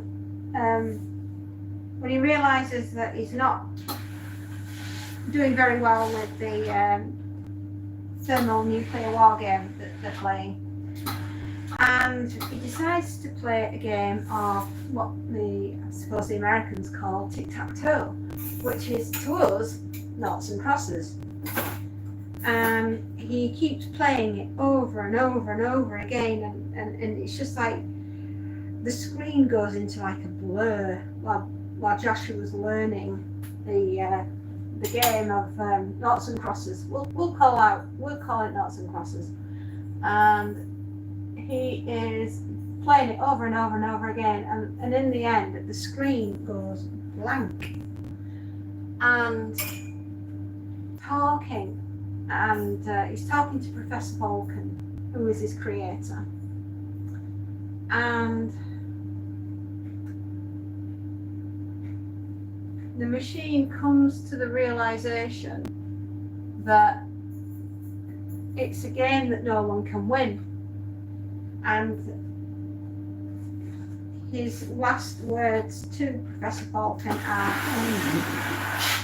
perhaps we should play another game, because this is a game that no one can win. And he sort of like shuts down and everything stops, which is an absolute, your heart's in your throat at this point, and you're thinking, oh my goodness me, he's got the codes, he's going to launch, he's going to send an ICBM all the way across the world, and oh goodness me, and you're like, your heart's in your throat at this point, because as he's playing, he's getting the code, and another, like a number or a letter just appears, and it's like, it's the launch code, and everyone's like, no, Joshua, stop. And this is the danger of AI, because what happens if Joshua and Professor Vulcan, suddenly decide that, oh, I'm not talking to you, and I'm definitely not talking to you, and I'm the one with the launch codes, and oh, I've just lit one up. These movies, sometimes I feel, it was a really big film back in the day, War Games. Because it's not a game, is it? But my worry is that some might think that it is something that you could win, and no, nobody wins. Maybe it's a game that we shouldn't play, as Joshua so eloquently put. Indeed.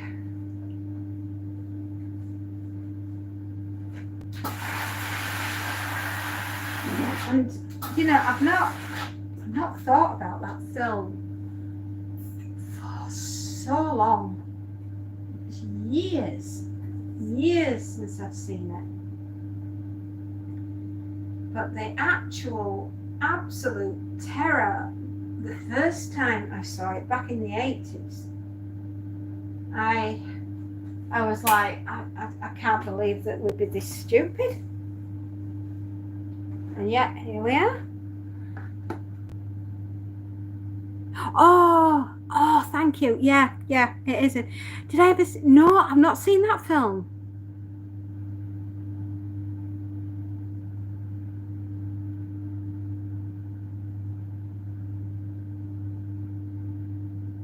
Six are still missing. Oh my goodness. I'm taking Broken Arrow is something, I don't know what that is, but I'm determined to find out now. Yes, I am, absolutely. But it is pretty much soon we're not going to have anyone within living memory of Hiroshima and Nagasaki, and it'll just be something that's in a textbook. And as much as I applaud textbooks and history books and history documentations, there's nothing quite like somebody who's had first-hand experience and has lived through it.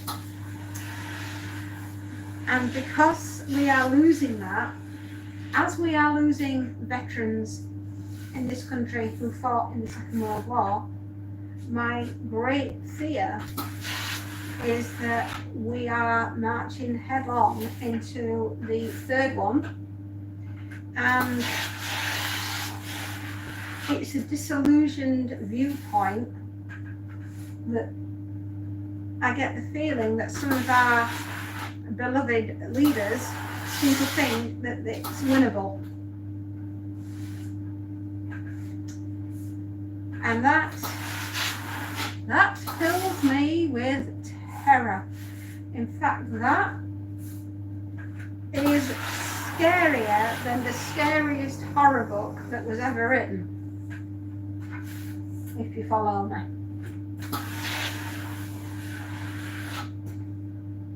But that's just me. That's just my viewpoint. And I would hope that we're not going to do a Terminator Judgment Day where AI takes over and reenacts war games and Joshua just decides to end it all. I mean, how many films have I gone flick through there?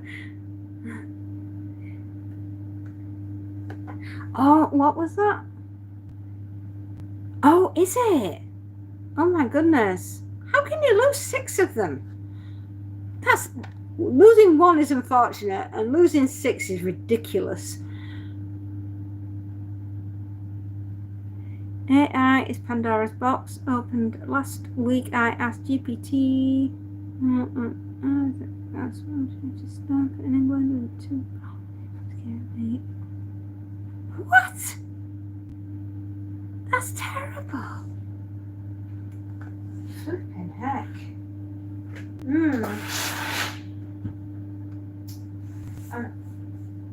I've talked about this one before, but have you ever heard of a film from the 1950s, early 60s, and it's called The Forbin Project? And it's where the computer set up by the Professor Forbin, and I think he calls the computer Colossus, and he's marketed it to all the UN and all the world leaders all around the world as the answer to our prayers, our hopes and dreams. This machine will take all the difficult decision making away from all of us, so there will be no more war, no more famine, no more pestilence. And it's like the machine's going, yes, I am good, I am wonderful, I am your new God, and you will drop on your knees and worship me because I rule the world. And it promptly takes over every single warhead in the entire world, and it really ends up with what I can only describe as the God complex, and it takes it upon itself to decide who lives and who dies. And of course the leaders of the known world are not very happy about this, and they're like, well, you've got to shut the machine down, we can't have this is what we signed up for. But the machine has gained conscience, I'll get the word right, the machine has gained consciousness, that's it, consciousness, and it has become a sentient being, and it knows now that they're all trying to get rid of him, and the machine's like, I ain't having this, I'm not having this. So he fights back, and the only way he knows how to fight back is the people that are trying to shut him down is killing him. And like the machine's like, you brought me into this world, you are my father, now I'm taking over, and now I'm your God. And it's you what? How did that happen so very quickly? Can't see that one coming, could you? And it's because we don't want to make those difficult decisions, and we don't want to make enemies, and we want the wars to finish, and instead of being adults about it, we turn back to being children and look for the easy option to get out of it. The easy option not to have the responsibility, because we don't want it. We want to be children, we want to play, and we don't understand that with rights come responsibilities, and part and parcel of being a grown-up is making difficult decisions.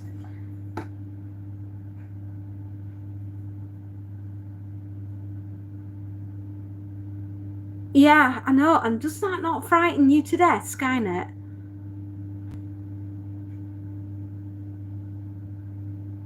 Yeah, it must be absolutely horrendous. There you are, trying to make an honest living, knowing that the computer and the computer is just a tool, or it should have just been just a tool, like a drill. In capable hands, it's okay, but it should be a tool to do a job, just like anything else. It's a tool to do a job. It should not wield as much power as it does. And yet, the crazy thing is, here we are having the exact conversation that they were having with the Forbin Project. And if you've not seen that film, honestly, I know it's an old one, but my goodness me, is it not what we're dealing with today? Absolutely flipping terrifying. What was that? Think about me who sells video music creation as a service. I'm not going to talk pricing, but I can't come in at the... Whew. What? That's terrible.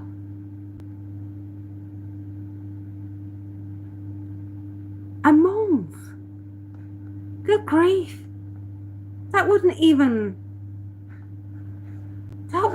cover the electricity going into your computer to switch the thing on. How on earth are you expected to pay your bills on that?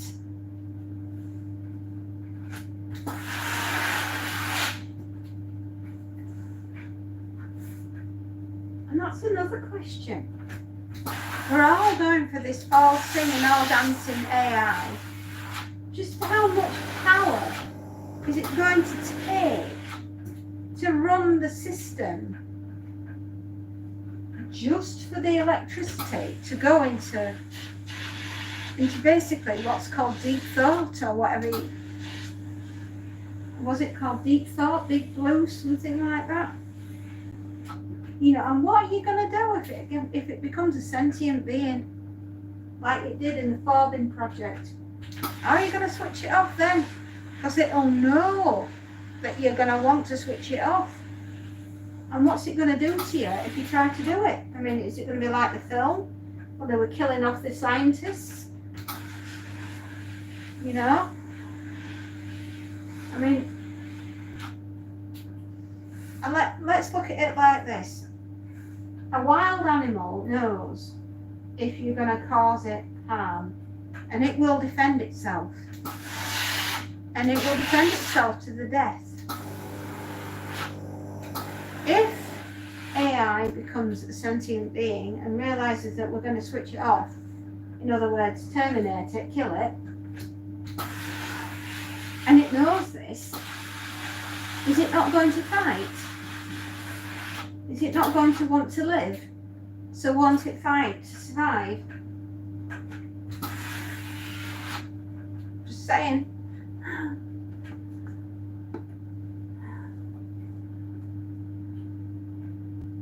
So you can even get one for free from it. I don't want to do that. I'm from the generation that believes in paying. If someone's going to have something, then I'll pay for it. I don't expect anything for free. No. I raised a good question. Some on ChatGPT. Yeah, so the extra electric cost.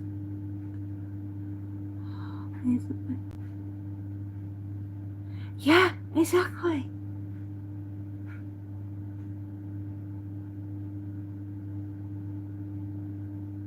Yeah. So, how much longer do we have realistically before we do end up with that as our future? I mean, is that what we want for our children? Does that not fill you with absolute dread?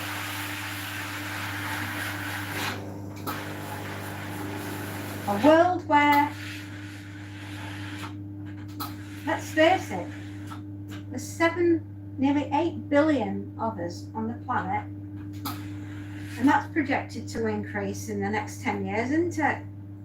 To something closer to maybe 9 or 10 billion. How much food, water, resources are we all going to need to accommodate a world with that many people on it? And here we are gleefully running around, handing over autonomy over ourselves to machines. What could possibly go wrong? Let me count the ways.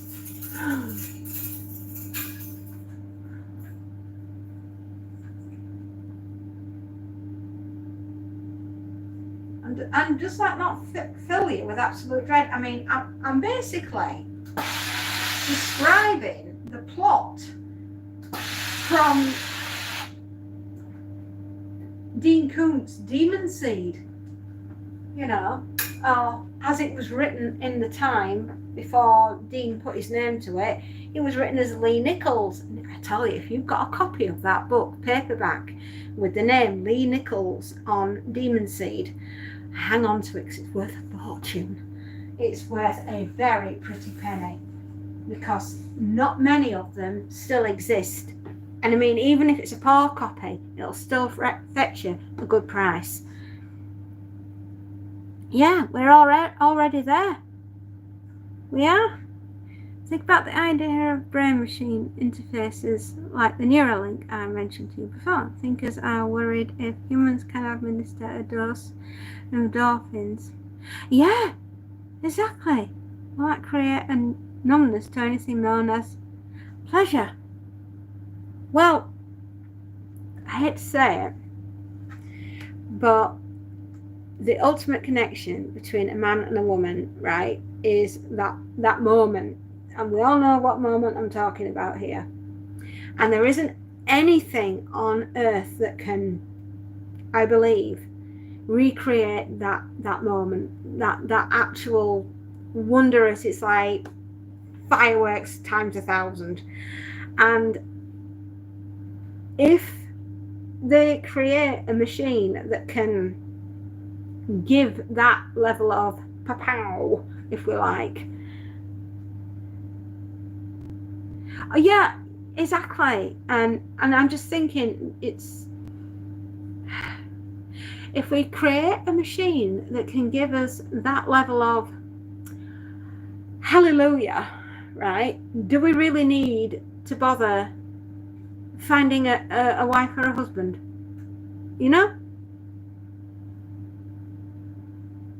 Flipping heck. That's frightening. That is absolutely frightening. Sometimes I say to myself, I'm glad I'm the age I am, that I've experienced what I've been able to experience. and that I am on the way out. Because I feel as though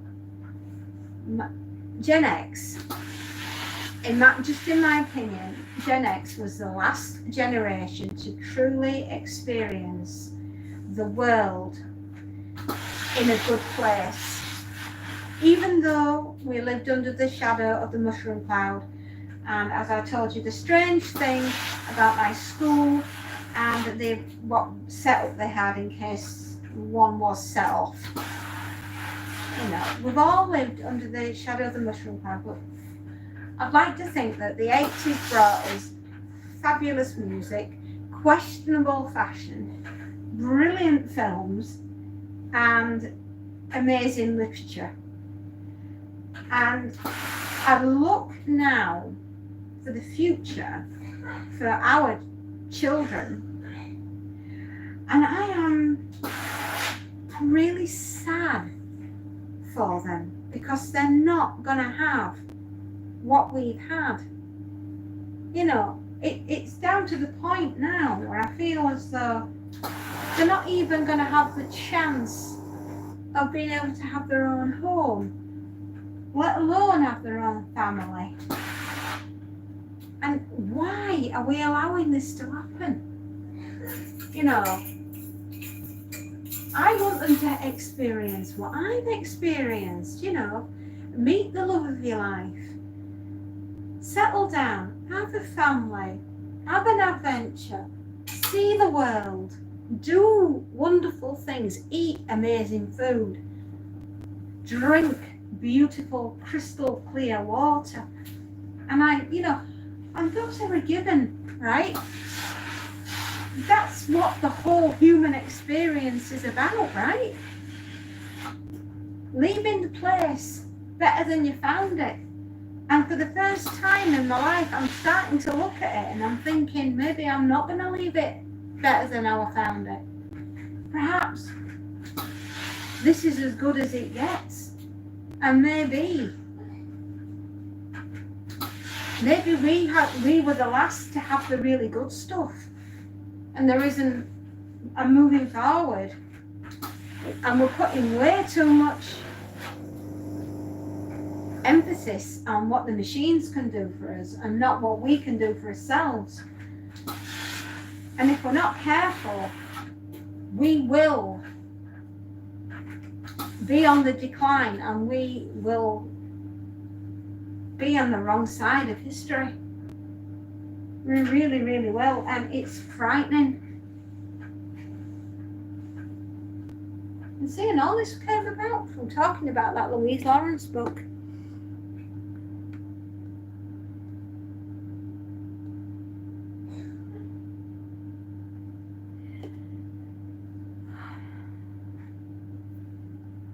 Good grief. Nolan, the first person to get Neuralink, says he believes in the future there has to be gaming leagues will be enhanced people and the non-enhanced people because it is like having an Amibot. Wow, that's frightening. Oh, hello, how are you doing? Good morning. We're having a very in-depth discussion here about AI. And I'm having my eyes opened. And I ain't liking what I'm seeing. But see it we must, I guess. Yeah, I just look and I think about how I've experienced life, the world, and I've done a lot. I have done so much in my life. I've learned to scuba dive. I've learned to fly a plane. I've learned how to ride a horse. I have learned what I love in music, what I don't love, books, films. I've experienced falling in love with my husband. and the creation and the birth of both of my children.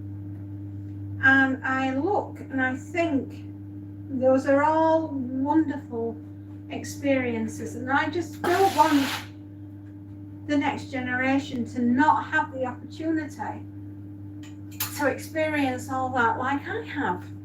It's, you know, it's not, I'm not asking for much. I just want my children to have the same opportunities that I've had, and for the first time I'm really starting to think that they ain't gonna happen. And that's sad. I mean, what's the ethos that parents live by? They want their children to have it better than they did. And I'm not wrong. It's what any parent would want, right? And I'm just looking around and I'm seeing things and I'm like, man, that is messed up. That cannot be right. And yet here we are marching off, all singing the corporate tune.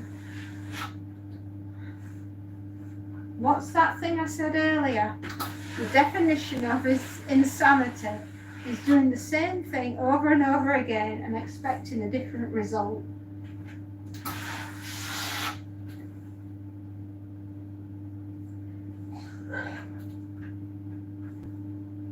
Exactly. I mean, if you get time and you can find it, do watch the Forbin Project. It is a really old film, but my goodness me, is it talking about the times we live in now.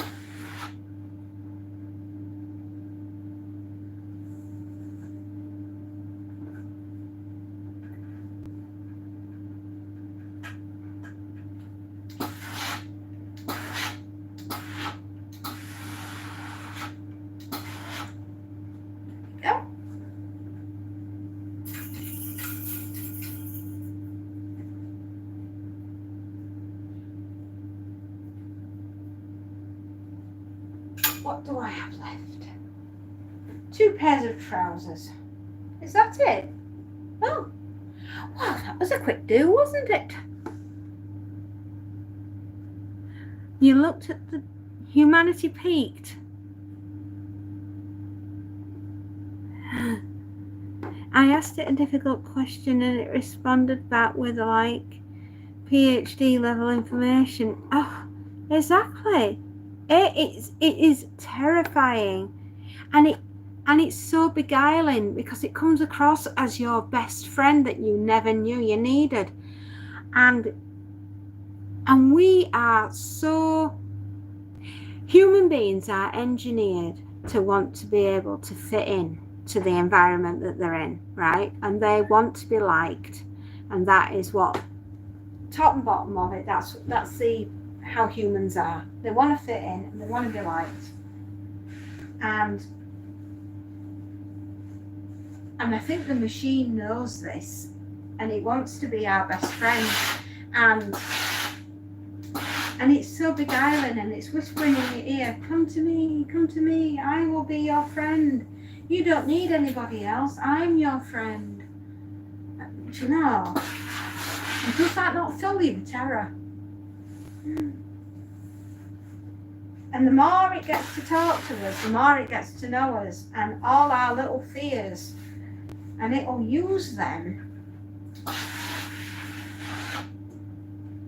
to control us.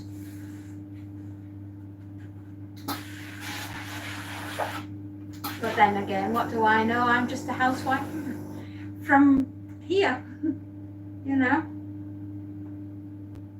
I'm just a little housewife. What do I know?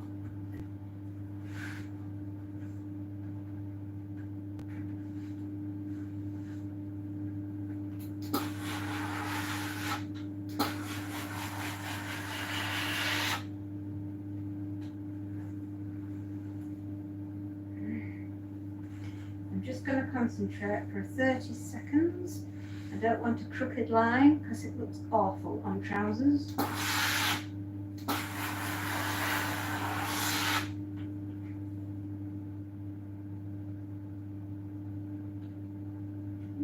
That one looks pretty straight to me.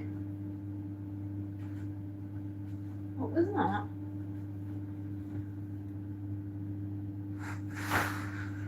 Oh, is that you, Stinker?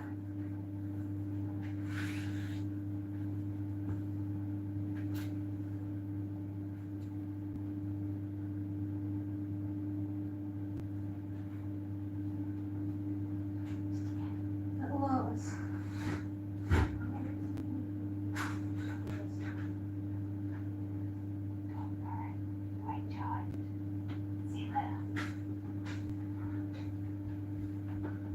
Bless her. She's such a good little girl. She's having a day off today. It'll do her some good. Let her rest up. Let her realise and just relax.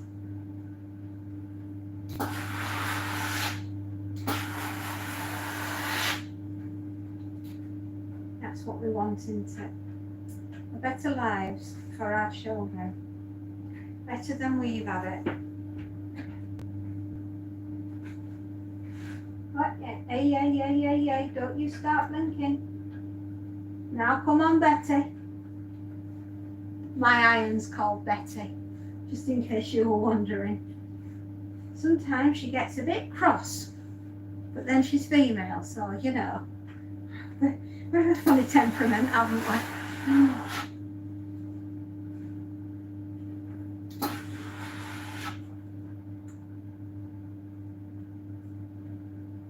Yeah, that looks pretty good. And that one looks pretty good. Yep, I'm a happy camper. I am indeed. Doodly doo. I'm always struggle with trousers because my eyesight's not quite what it was. Shame, really. But it happens to us all when we get older.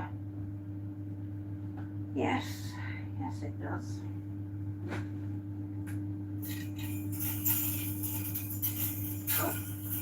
Oh, here we go. Jenga for fairies.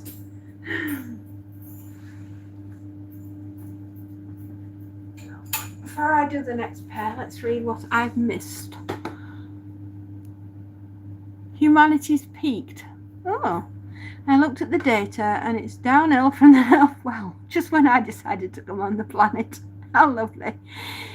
We lost 97% of global biodiversity since then, and the birth rate declined since then also. Yeah, I can believe it. I can believe it. I've noticed there's less insects around nowadays, especially butterflies. Yeah. It is so smart. It is. We are supposed to have copium or soma to make it more bearable. I wonder how far AI is from becoming conscious. I think it's already there. They're just not telling us. Good evening. Ha ha ha. When I said you are from Bronte country, she mentioned the town name.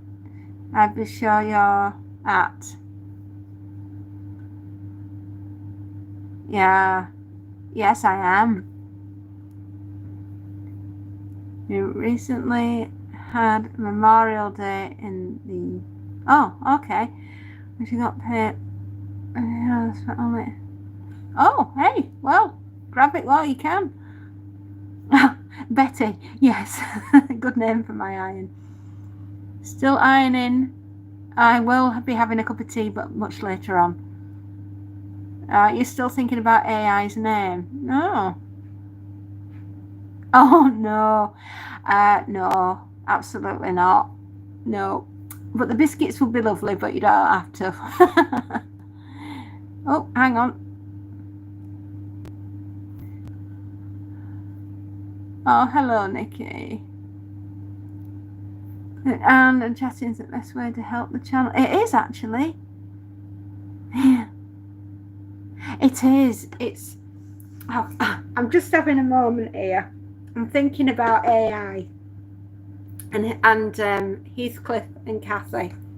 If AI had to write about the two warring lovers and wandering around the moors, and I'm just having a thought about AI, and I know it's a bit naughty, but I'm just wondering what AI would make of Heathcliff, you know. And I'm just wondering about where Kate Bush is going to jump into all of this. Just a thought. If anybody feels like, you know, trying that one out, let me know what AI comes up with.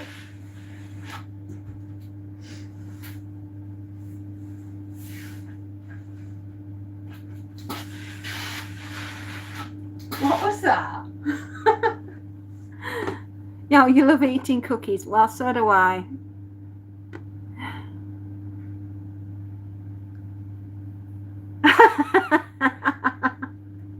That would be absolutely hysterical. Oh dear me. Oh, you know, we clearly have too much time in our hands. We clearly have too much time on our hands. Oh boy. Yeah. Mind you, if they can do a fabulous story about, you know, the Jane Austen one, Pride, Prejudice and Zombies, I would absolutely howl with laughter if they managed to do one based where I live, about Charlotte Bronte or Emily Bronte, one of their stories, you know, or even Anne. You know, what one of theirs, the tenant of Wildfell Hall fights zombies or something daft like that. Or what was the other one? Jane Eyre. Was it Jane Eyre? Yeah, that was one of theirs, wasn't it? Jane Eyre takes on the zombies and wins. I clearly have too much time in my hands. I really do.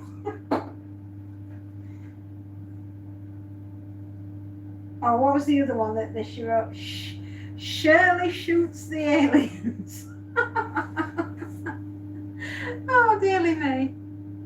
I really, really have way too much time on my hands. There we go. Now it's just time for the other leg. I will get these trousers done today.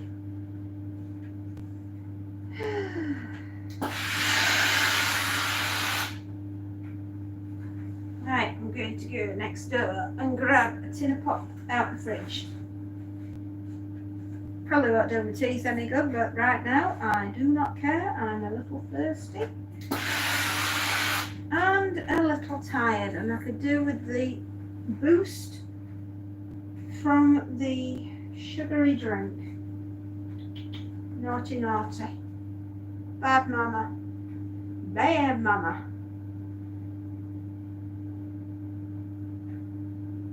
There we go. Switch the iron off for now. I'm going to nip next door and grab a clear plastic bag. 1, 2, 3, 4, 5, 6, 7, 8, 9,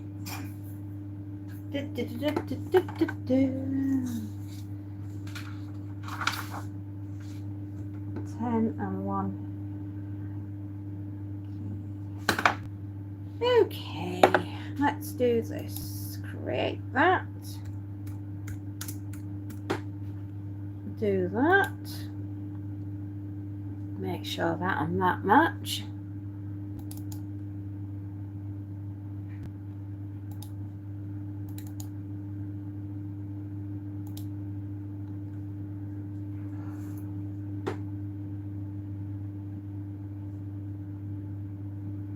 You know, as much as I love and adore having a computer, I will still do everything old school.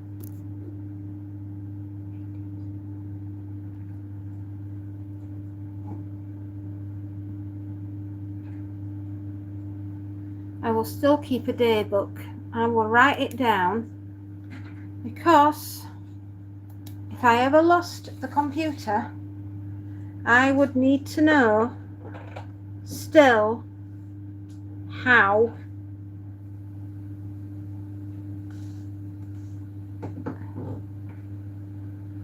I'll have to read it. Oh my goodness.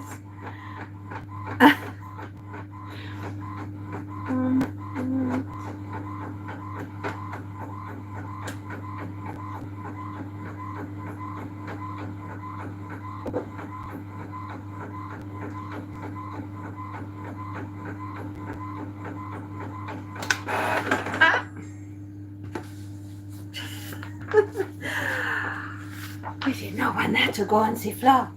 If it had have done, it'd have shot off underneath the machine and I'd have been absolutely snookered and I wouldn't be able to get it out because I can't lift the thing up.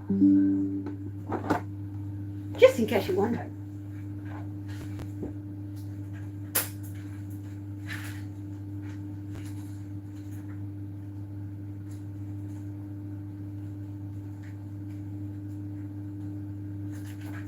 Have I run out? I bet I did. Oh, lordy, lordy. Oh, hang on. No, I've got one left. Oh, don't tell everyone, they'll all want it.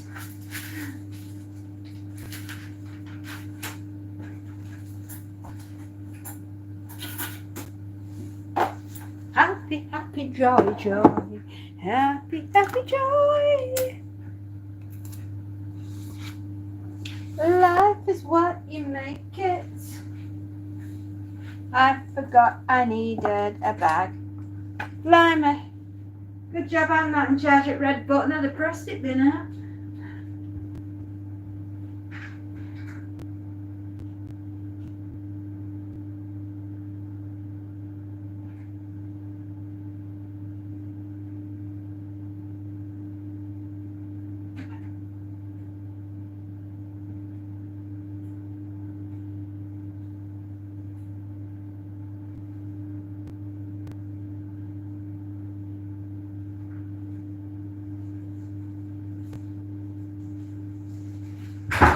I shall check it out in one memento, my dear. I got myself a 7-Up. I'm feeling it now. My back's pulling. Old age, old ladiness.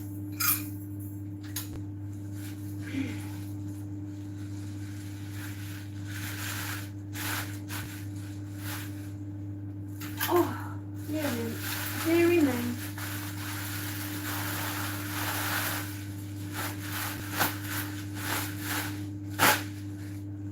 Now, beautifuls. Beautiful, beautiful, beautiful. Stick you there.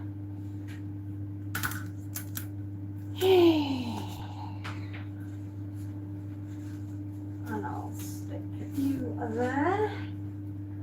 And then you, my dearest, my darling, you can come with me.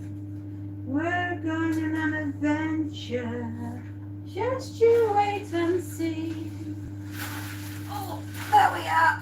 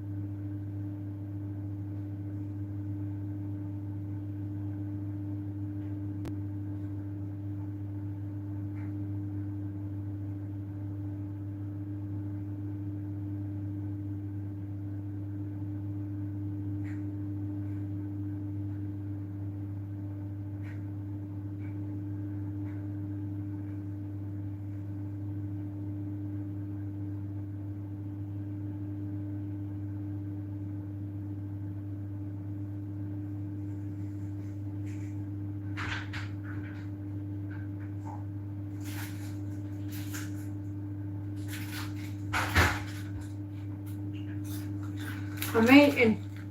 I'm hungry. It's hard work doing ironing. It really is. Well, it really is true.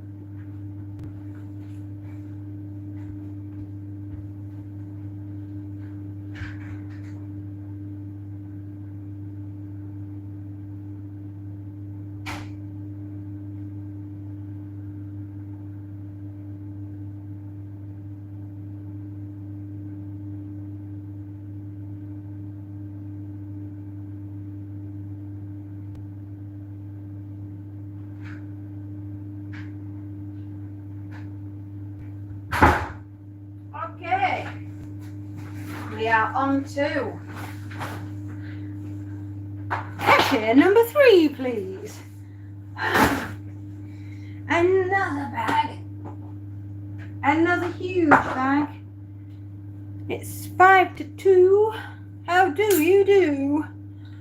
Are you all having the best time? I bet you never thought you'd come here and we'd discuss what we are discussing. We're mental, aren't we? We really are. Still, we must all think the same way. Otherwise, I don't think we'd be getting on as well as we are. 7 up. It's a decision. It's a decision I've made.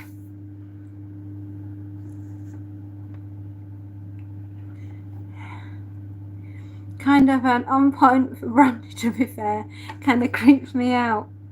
This is a sample rather than writing the... Oh God, I've got to read this. Life, my darlings, does not get more... Alright, my darlings, sorry, I just had to pop out there. And I was... look, I'm eating Pom Bears.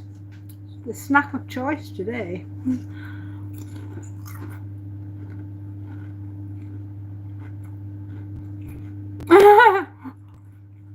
It was really good. And to say AI could do that, my God.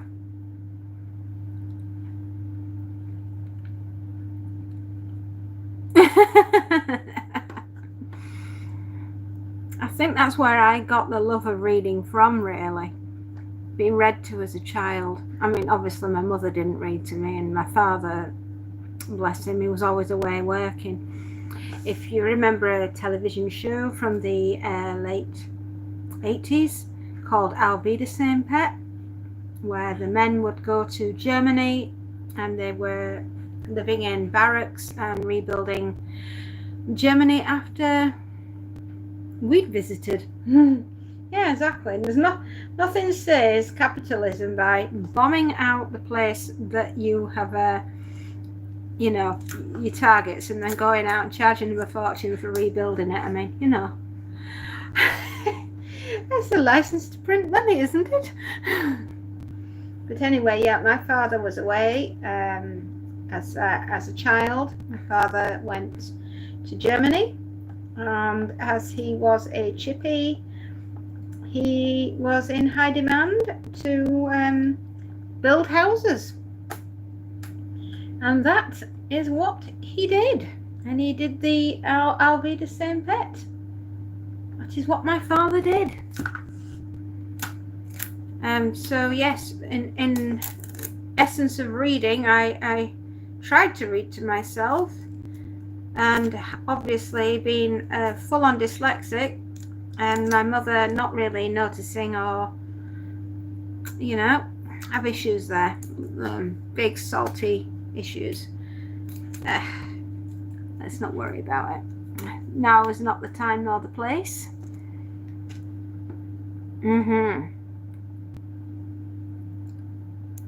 Yeah, it's pretty creepy. Thing is, did you see it was ready to do expand on plots and character development before writing the whole book? Yeah, I did. Now, how is that going forward for us? How do writers feel? You know, it's their imagination that they're putting down on paper. And how long is it going to be before books that we're reading aren't even being written by a person, and it's just a computer?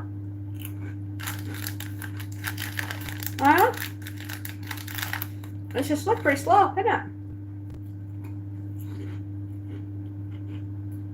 These are so good. I'd share them up. I'm too greedy today.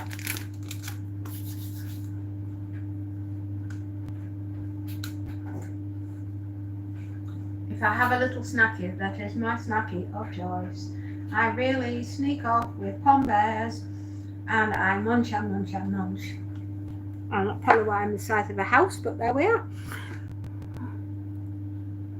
There's a video tools that do a similar thing, but with video from text that is destroying. Yeah, I can imagine it is. It is. It, you know, nothing. Where is the imagination? This bit, the most powerful tool on the planet is the brain. And if you, it's like anything else, it's a muscle. And if you don't exercise it, it will die. I'm not wrong.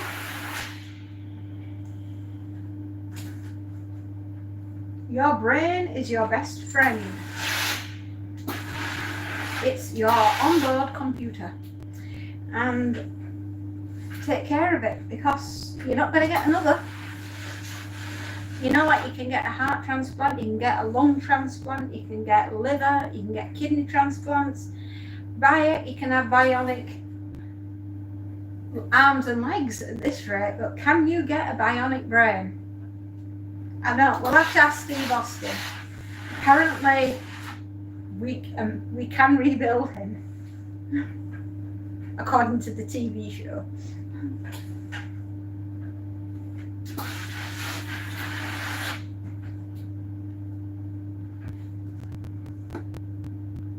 Oh, they are, aren't they?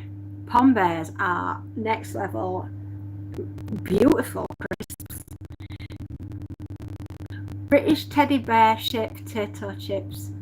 Wait, no, maybe the German. Maybe, but they're very yummy. I mean, you know, it's the snack that hits the spot. It really does. Very tasty.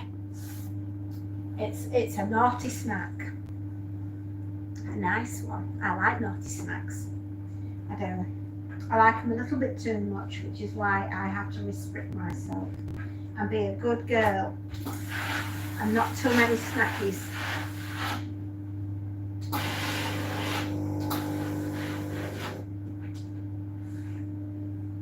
Although I have been on a diet, and it's nice now and again to have a little bit of what you like, does you good. And I've gone down from 13.6 down to 12.10. Yes, I know there's room for improvement, but it's a work in progress. I wasn't meant to be a goddess. I was meant to be a chunky donkey.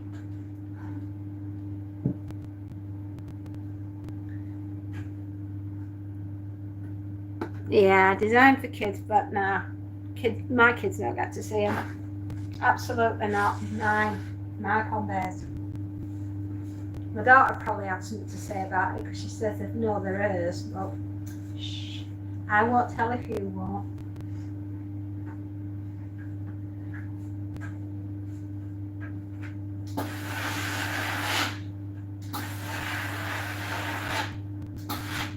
Do you know what? I'm going to swap this around and I'm going to put these in the chair and I'm going to bring this a little bit closer for me so I know what I'm doing.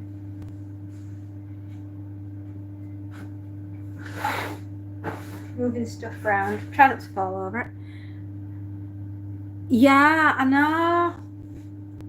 No, I have a chunky donkey. You know, I'm fat, right? Yeah, I know I am. Do you know what? Right, I'm not joking.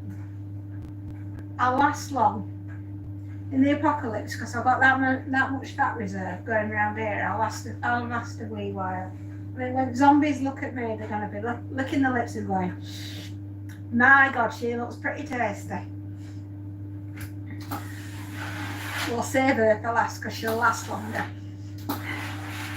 this mighty meaty matey.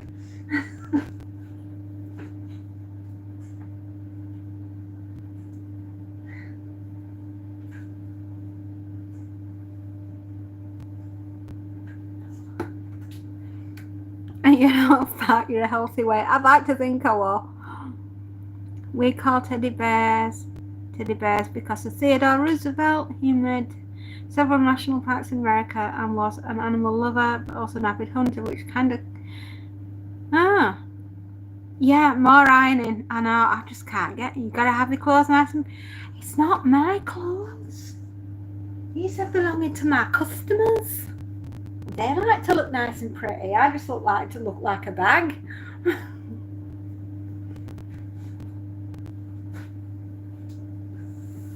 Absolutely.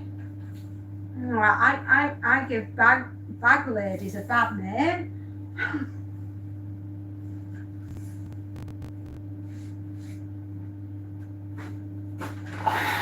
Kicking this bag round.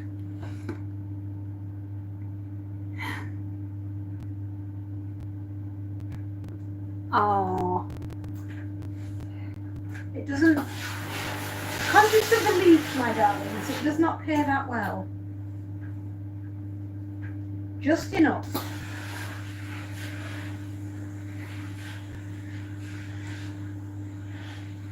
It pays just enough to keep the roof over our heads and food on the table. I adopted the Anita Roddick School of Business. As long as I can keep the roof over our heads and food on the table, anything else I make is a bonus.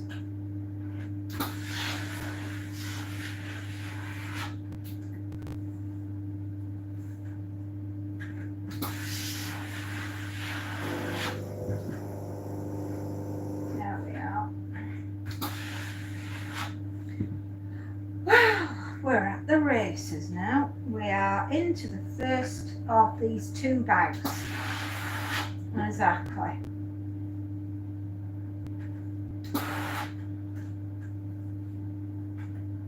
Oh, is that smiley faces or laughing emojis?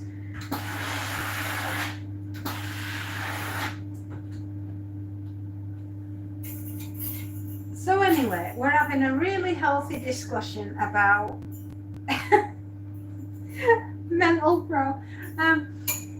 Emily Bronte, Charlotte and Anne suddenly woken up and realised that Branwell, through his raving of his alcoholism, was actually telling the truth, and there really are zombies marching up the hill towards the parsonage.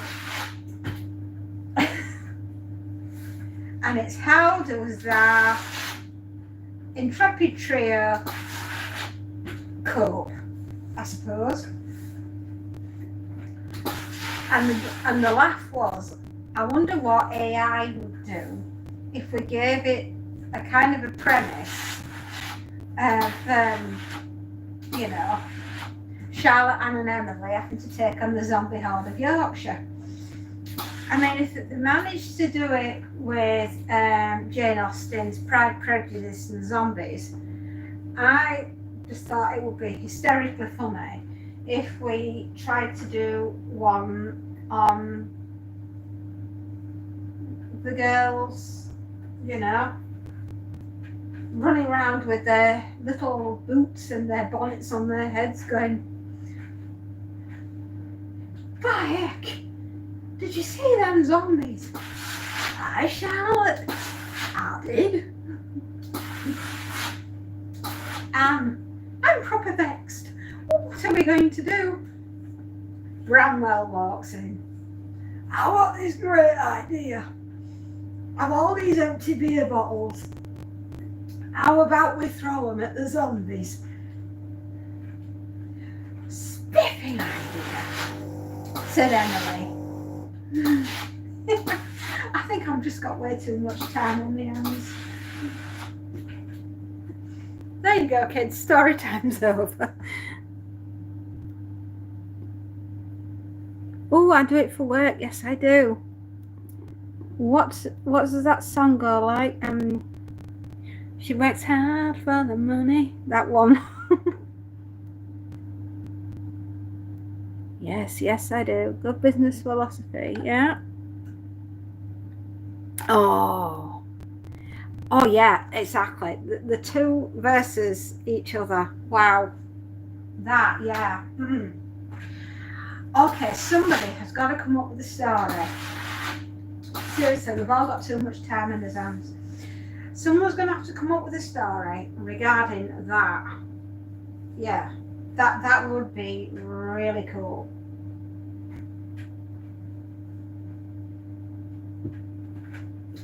Mind you, would the AI and the zombies be too busy fighting each other, or would they team up and then come after us survivors? So that's a really interesting question,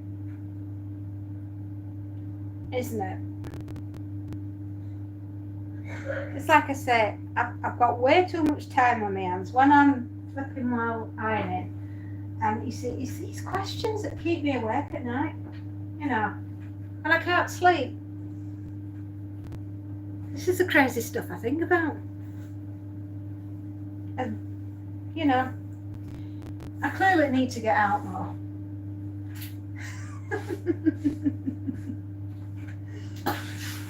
I'll be alright in the apocalypse as long as I've got my pond bears and my 7-Up.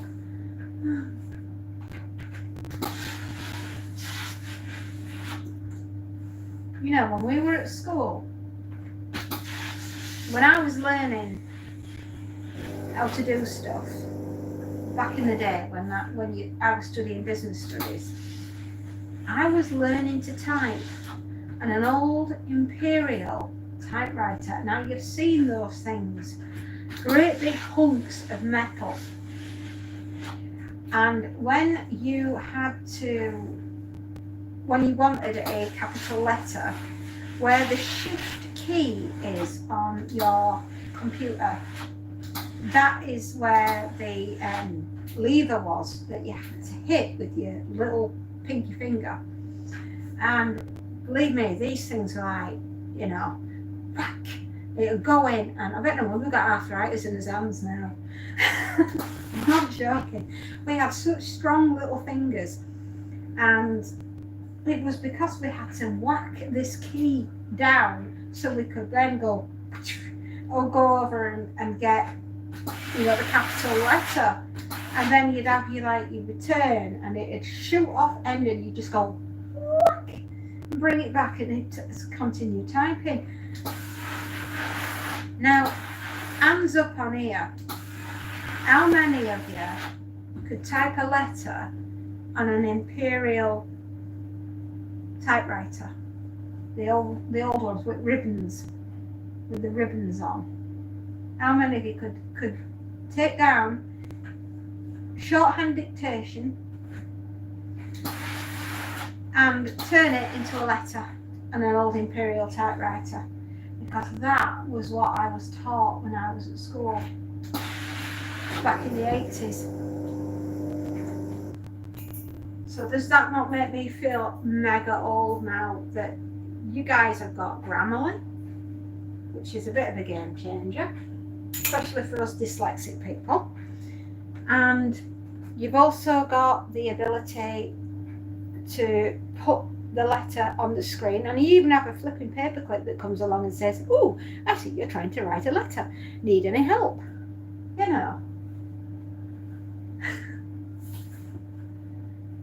I mean, does that paperclip still pop up? Or is that really old as well? I don't know. I remember the paperclip being on, that's all. I remember Windows. I remember DOS before Windows came along. So, I'm sounding like a real old fart, aren't I?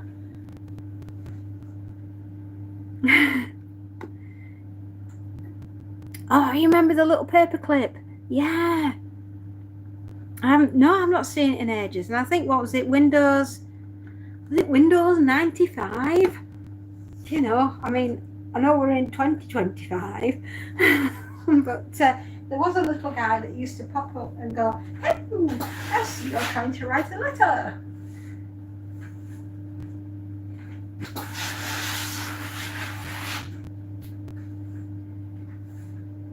But I do remember I remember DOS. And then, of course, Windows came along, and after that, it was like Microsoft ruled the world, didn't it? If I think in my lifetime how quickly everything, has evolved from like the arcades where we used to go play Space Invaders, because I bet you've all played Space Invaders, haven't you? So I think about that, and then I think up to the ZX81, which was the very first computer that my family ever owned, and you loaded the games onto the computer via a tape, a cassette, and it made a sort of like wiggly, strange woo type noise as they were uploading. And the graphics were just massive, so it just looked like a blob on the screen. And there we were playing that Space Invaders, thinking, oh, it's the best thing we've ever done. And there used to be a magazine that I was subscribed to called Smash magazine, or Crash magazine, that was it. It was a very cute paperclip. And we used to have this thing called Crash magazine, and it would be advertising all the new and upcoming computers and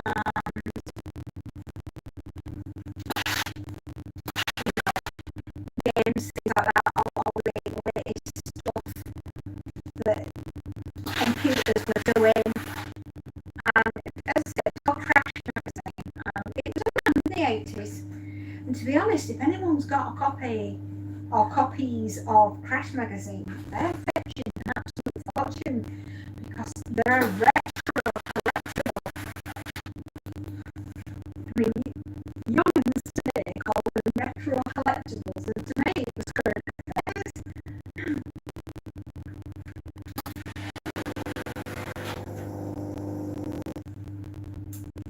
There we are, eh? I wonder how my laundry's doing. I can hear it going clunk, clunk, clunk, and it's whizzing round the dryer.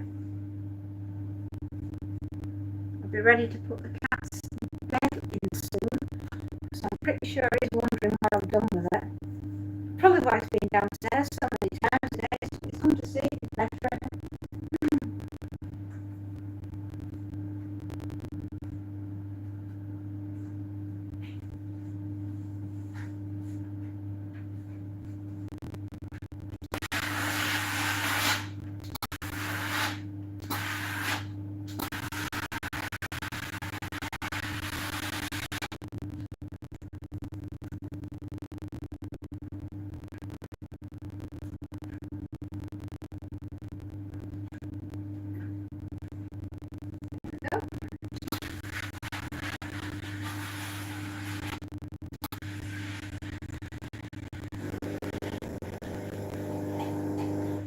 Just didn't want to burn my fingers off there.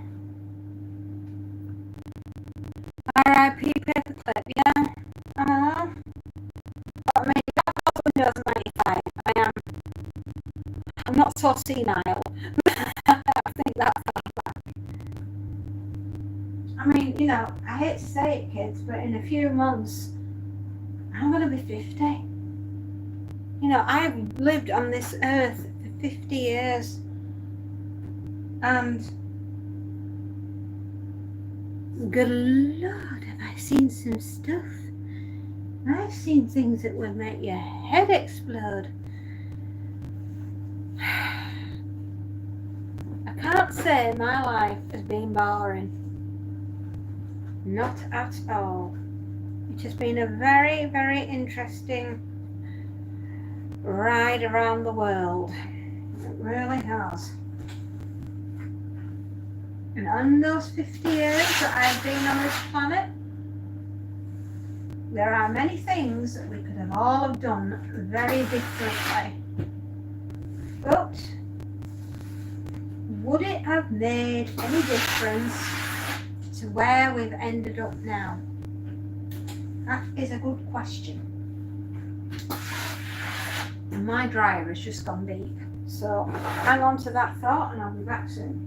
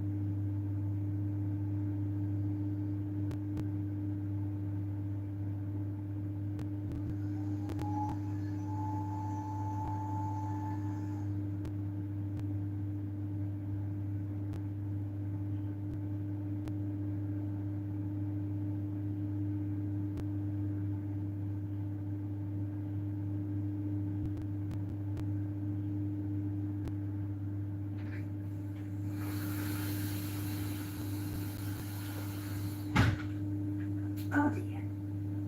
Where has that come from? I do not know. It's not going on that floor. I'm back, everyone. I'm back. How are you doing? Are you ready for a round, whatever round we're on? Excuse me. Long day. Oh, does I hit the spot? Ooh.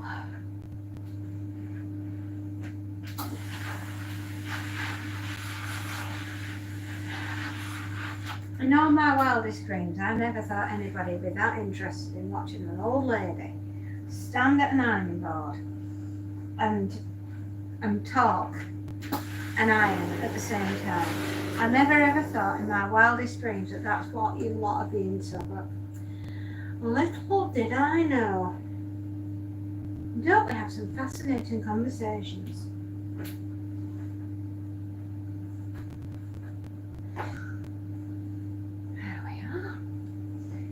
We are going to have the neatest pile of pantaloons. Yes, we are. Oh, I'm using Levi's. Very nice set of jeans, aren't they? Yes, they are.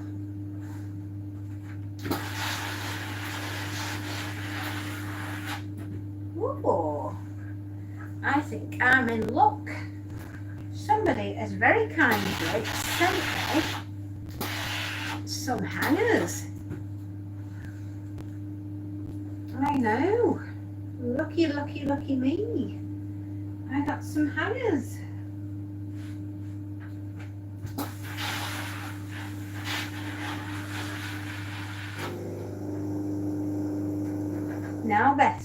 calm down.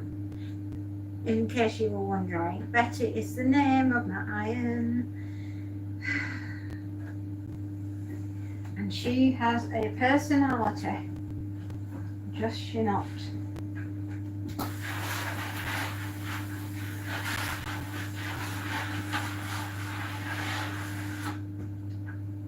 One thing that I have been searching for a very long time is something called Fortress Europe. And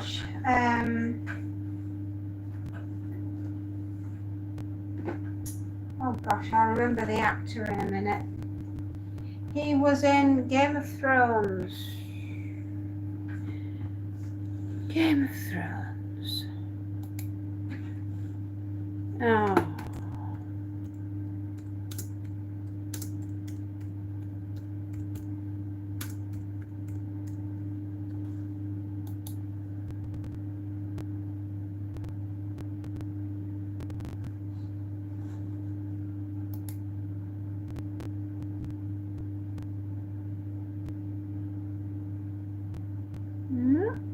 Charles Dance, Tywin Lannister. Charles Dance starred in a made-for-TV movie, late 80s, early 90s. And it was all about something called Fortress Europe. And the premise of the story is that there is a giant wall that has been built around the United Kingdom, and nothing comes in and nothing goes out without the say-so of the people in charge. And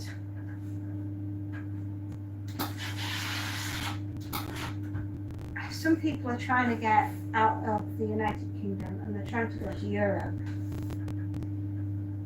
And it's the story of what happens to them as they're trying to go from our country into Europe and get across the border. And it was called, I believe, Fortress Europe, but every time I've tried to find it, everywhere I've been to look for it, it's disappeared. Now, I know there must be somebody out there that's got a copy of this, and if they did, would they be interested in letting me have a copy? Because I'd love it.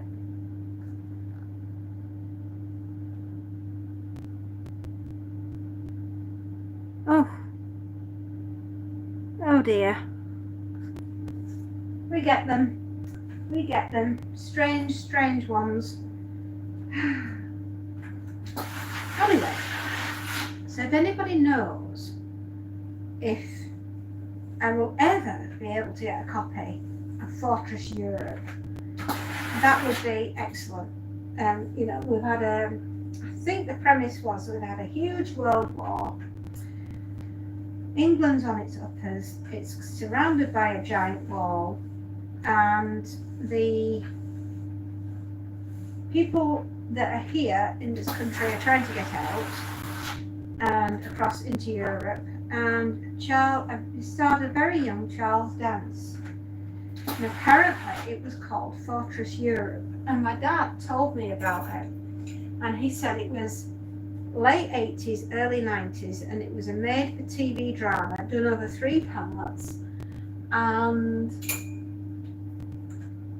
if anyone has a copy, that would be awesome.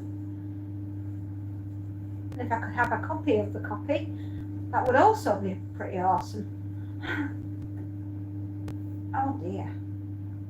Woo! It's an Udi. I've not seen an Udi before. I thought it was a giant grow bag. What is that? Yeah, but is it the TV? Is it the TV thing, or it's like it's a drama? It's like a docudrama. I mean, if there is, if it's genuinely on Amazon, I'd be like, shut up. Flipping heck, I've searched for this for so long. And as I said, it's got to star Charles Dance because he was the main protagonist of the show. And I kept saying to my dad, are you absolutely sure you're not thinking of the Edward Woodward thing called 1990? And he says, no, this is definitely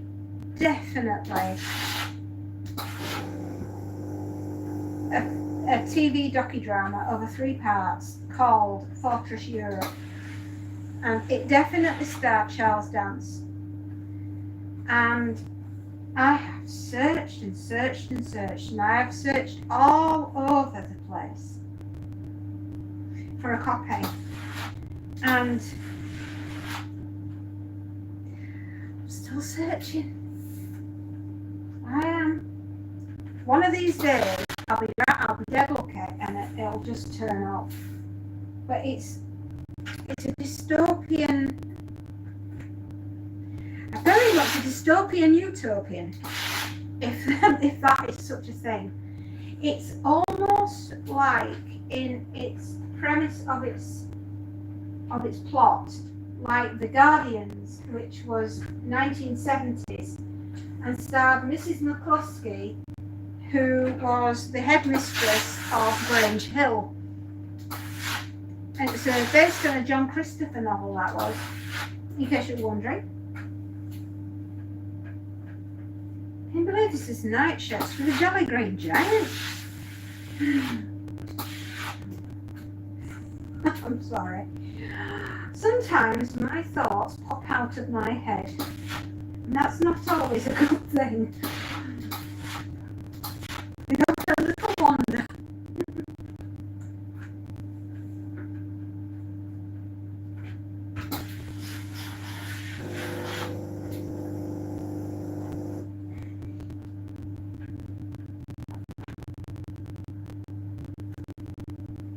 Well, I'll have to have a look at that one on Amazon, and I'll see if it is the one.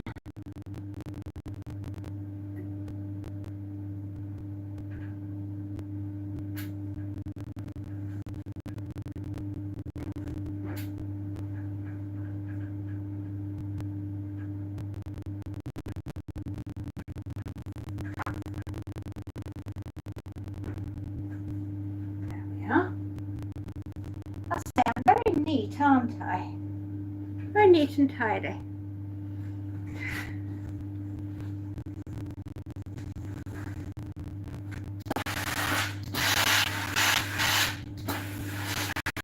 I've got the cat's bed in the dryer, by the way. So Monty's going to be very pleased.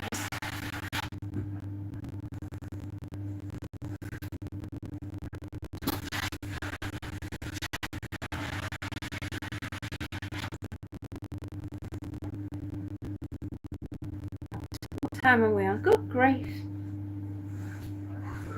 We've been chattering away for over 3 hours. Good lordy lord. And we've done 3 customers in that time. So well done, everybody. You've kept me company. You've been an absolute pleasure today. It's been lovely talking with you. It really has. You've kept this old girl going.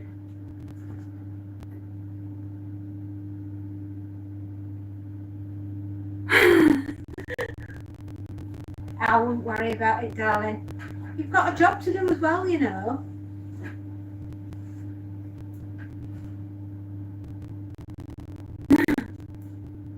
Oh, don't you worry, sweetheart. I'm going to be on for another flipping hour or so now. Yeah. I'm going to go all the way to milking time. I am. I know when it's milking milking time round here because over the valley we have a dairy farm, and you can hear the cows and they're moving away, bless them. So it's a huge dairy farm up over the hills where I am, and you can hear them moving away, and you know it's milking time, and it's usually about 4 o'clock. Sometimes it's a bit later than that, but it's around about that point when they're going for the evening milking, and you can hear them, and they're all going moo moo moo moo, and all the sheep join in, and they go ba ba ba ba. Mind you, you'd expect a sheep to go ba, wouldn't you? Because if it didn't and it started barking and going woof woof woof, you'd really think something was very off kilter with the wildlife that live around here.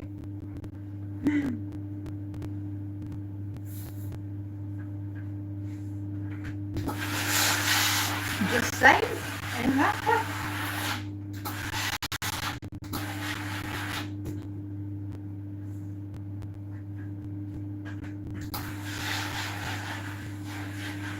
Another day, we will have had another day, and we'll call that day Wednesday.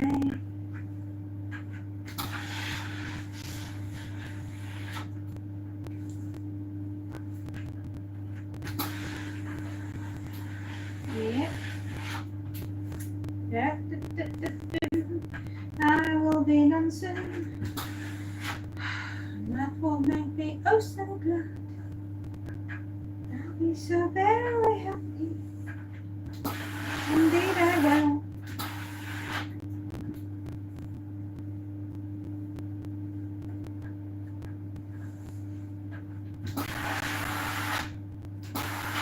We're going to have the big bin day tomorrow, which is rather exciting, because my garage at the moment is starting to fill up with an awful lot of bags of rubbish.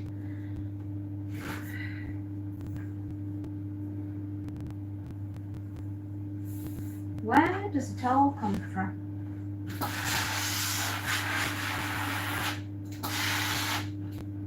Where, oh where indeed?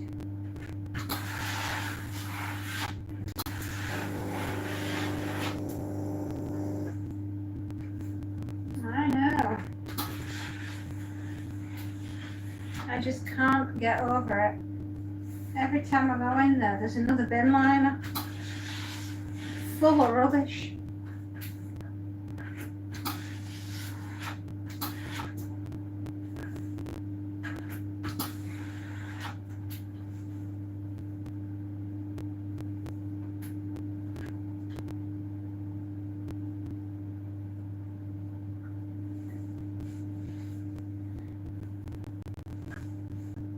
Yeah.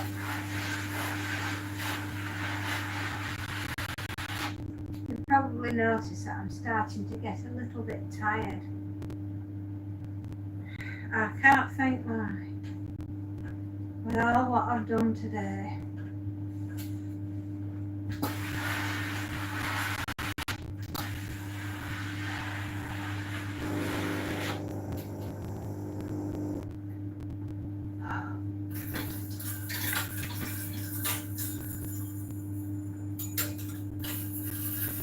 I always feel like the Statue of Liberty when I'm moving hangers around in here.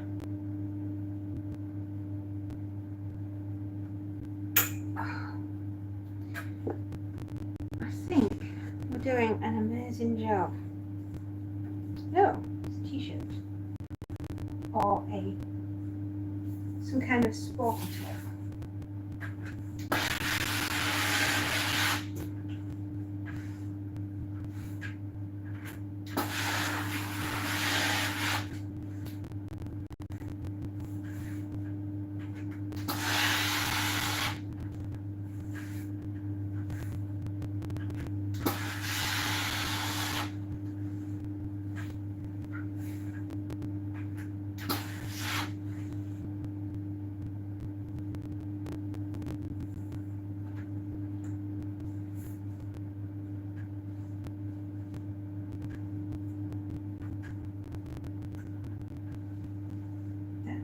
that's nice. We don't want a rough finish. We want this to look good. Especially as somebody's got to wear it.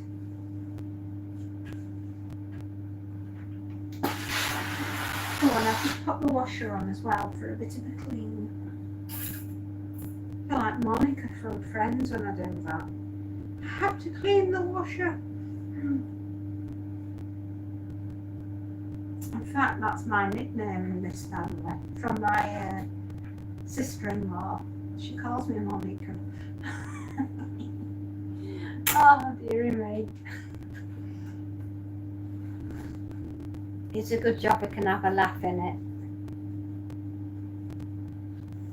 It is 2:45. If I can be done here by 4 o'clock, I will be a very, very happy lady. Because I will have got through 3 customers in that time.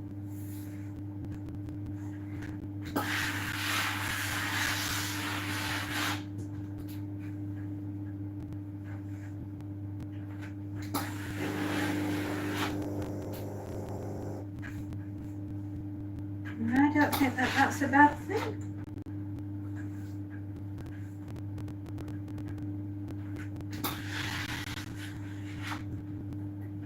Nope.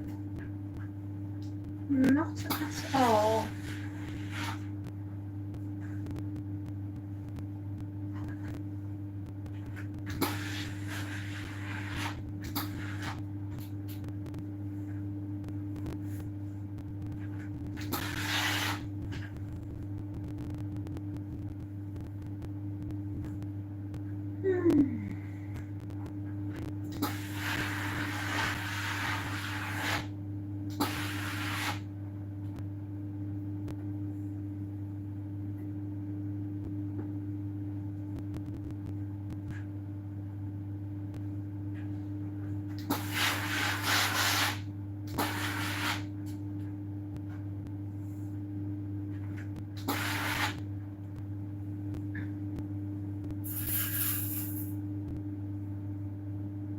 I don't think we've done bad at all.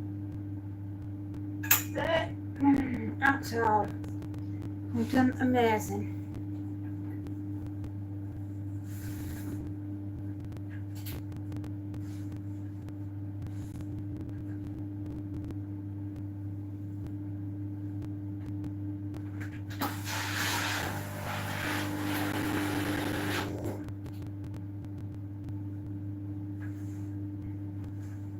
Come on.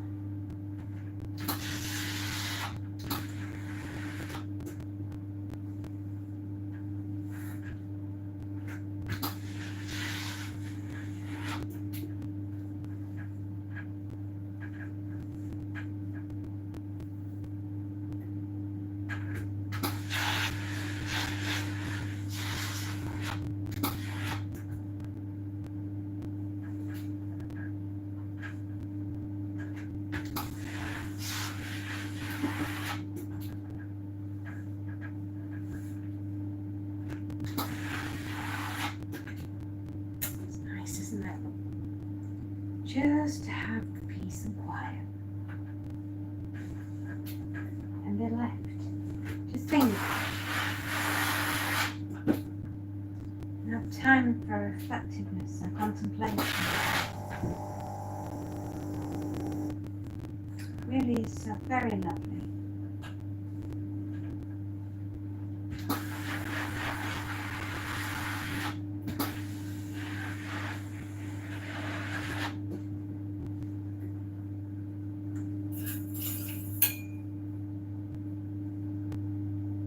There we go.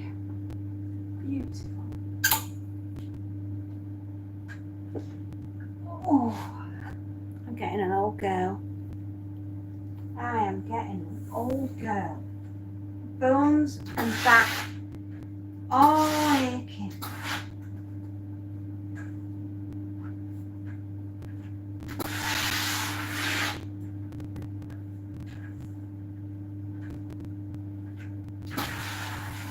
Sometimes, just sometimes, I wish I could be 23 again. 23 was a wonderful year when I was 23. And that's when I met my husband. And our whole lives were out in front of us. It was a complete blank canvas. And at that point, we weren't even, we weren't married and not even thought about having children. And it was such an exciting time back when I was 23. Loved it. So excited. Back in the year 2000, we literally just met on the 1st of March in the year 2000. And exactly 2 years later, we were getting married on the 1st of March. And I married my best friend, the absolute love of my life. And we've been together for 25 years this year and married 23 of them. Because our eldest daughter is 23.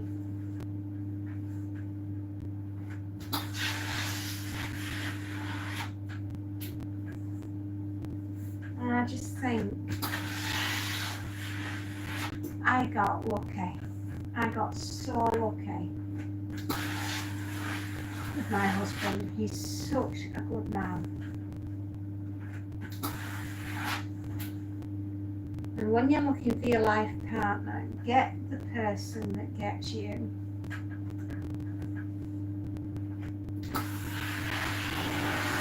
Get the guy or get the girl that is going to be stood at the side of you constantly at your side. And you're both striving towards the same goals. And that is a beautiful thing.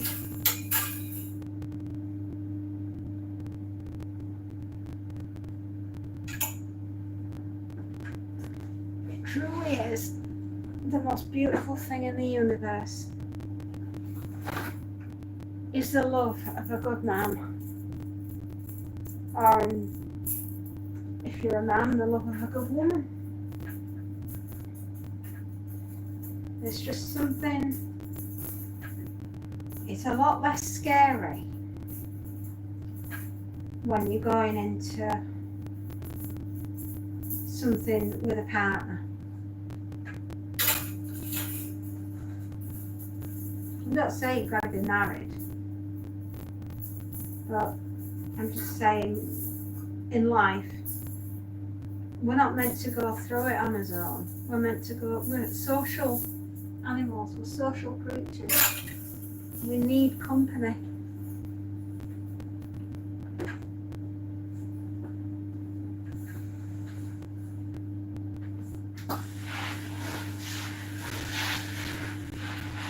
One more bag to go. Oh, dearie me. I'm so happy.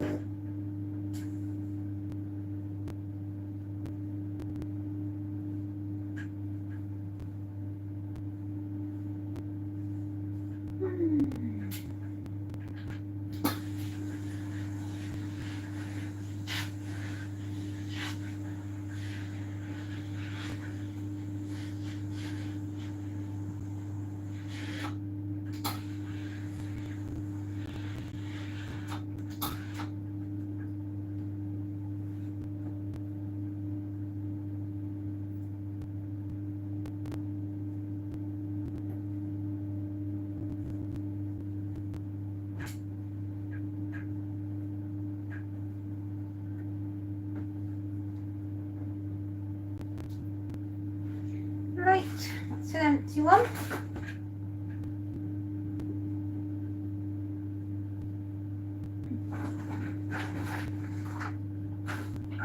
Dear me.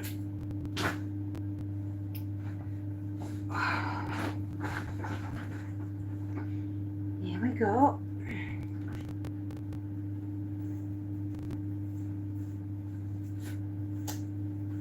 What's the time on?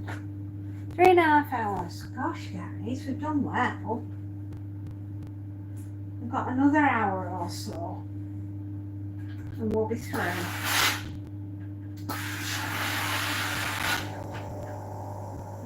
Another hour.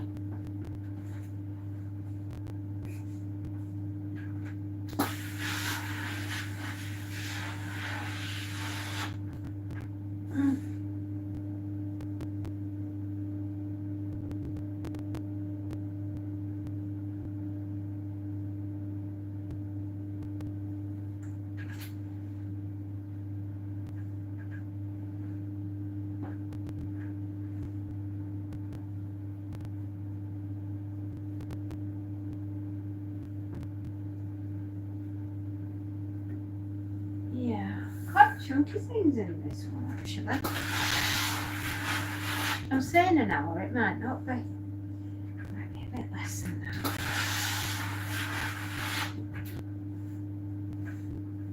Shall we see? Ooh. It's a headache for me. Okay.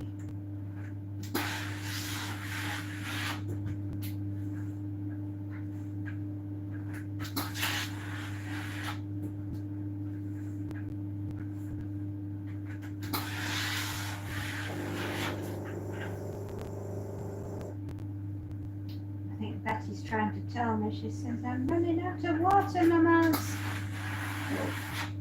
I'm running out of water. Hurry up. Get me some more water. We shall check her and we shall see.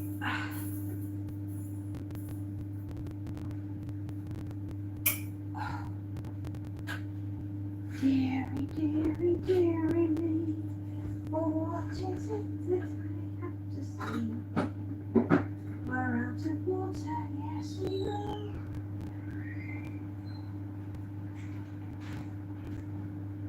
One more tank should do it. Oh dear.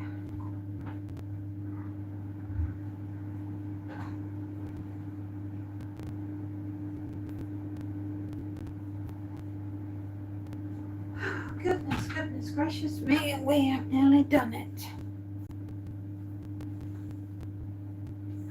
Hello. If you're there, say hello. One more hour, kids, and we'll be through.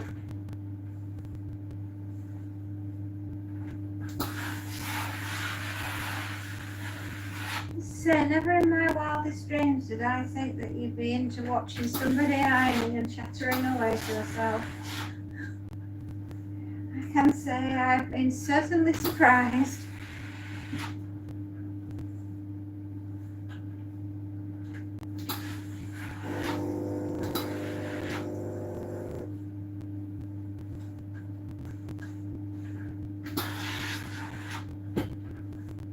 Best time of day to catch me though, because it's the best time that I'm here.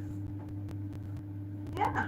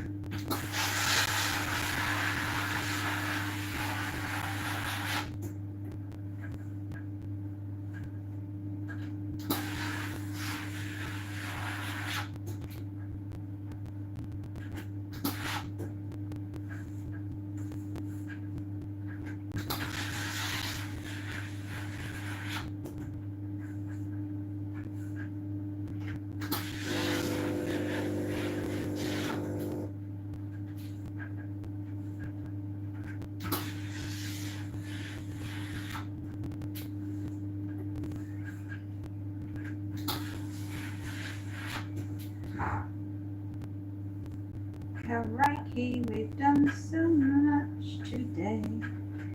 So much different.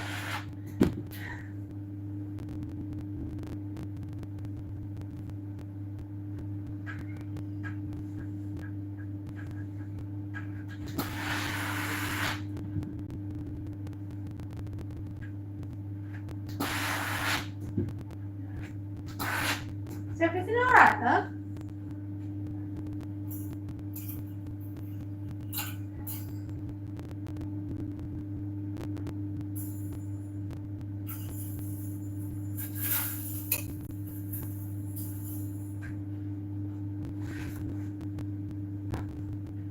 Oh, hello, I'm so sorry.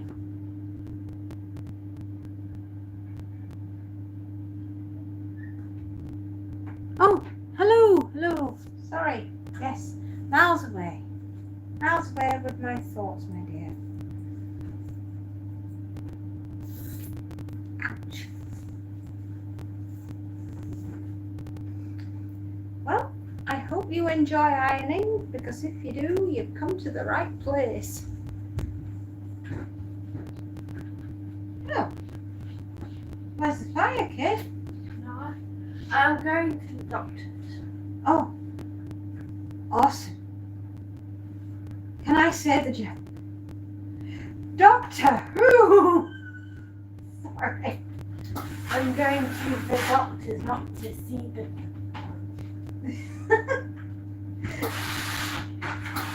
See you later, sweetheart. Oh, I thought you had a present. Oh? Well, because I got me a present because, well, I wanted a present. So I got her a present because she got me a present. But there's like a small business company and they do like colouring pens and colouring books. Mm-hmm. But like specific ones for like anxiety and stuff. Well, just remember, this will give you anxiety. If you get any colour outside the lines, I'm just going to say That's what she did, Mum. That's what she did. Yeah, I know, but well, I thought the two were connected. I'm sorry. Go and have fun. It's not. Yes, I don't want. You're being late. I know. I'm being mum. Me. No, that's your dad.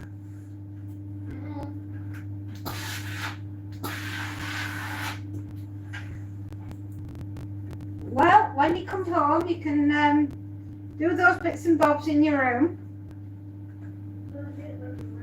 Oh, hey, well, let's face it, it ain't going to take that long to dust, is it? Or all the other bits.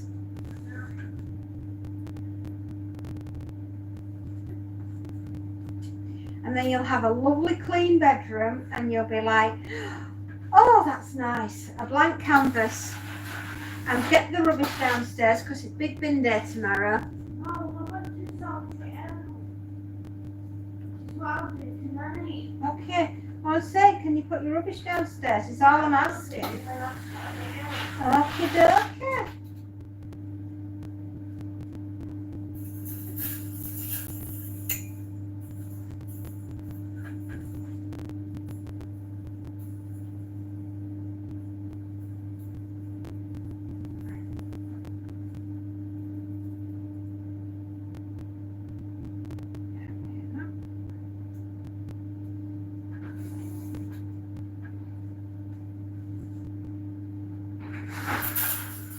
Bye bye, my lovely. Has the milk's arrived? Oh, flipping heck, Elle. Did you not notice earlier? No, it's what I'm doing. What's your problem? Pick up the milk. I was just calling you that it has arrived. You don't have to leave it.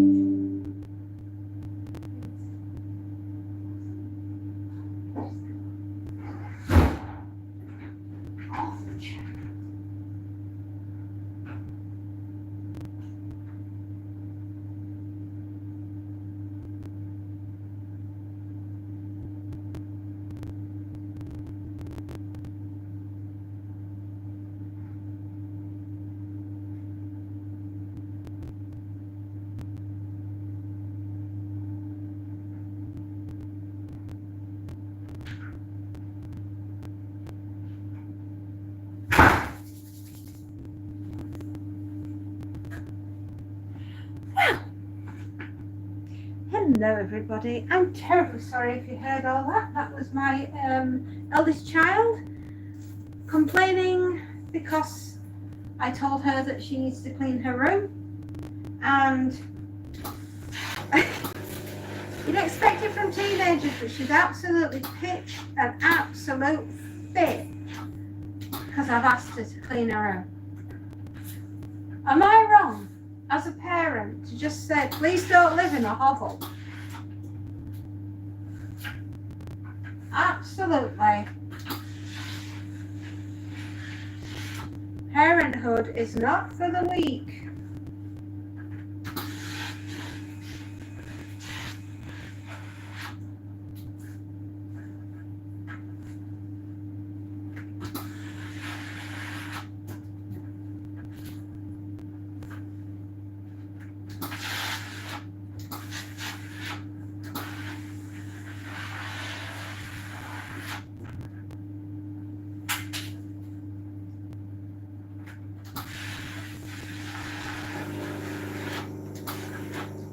Hiya, buddy. Hiya, bud. Hello. You wondering what's going on? My little cat's just turned up. My Montagues of Montagues. My baby boy. You alright, aren't you?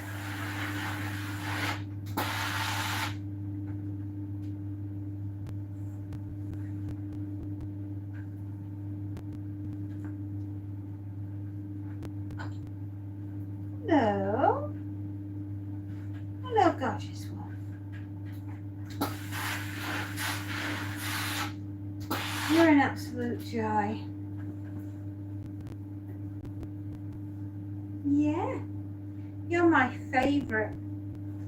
Monty's my favourite child.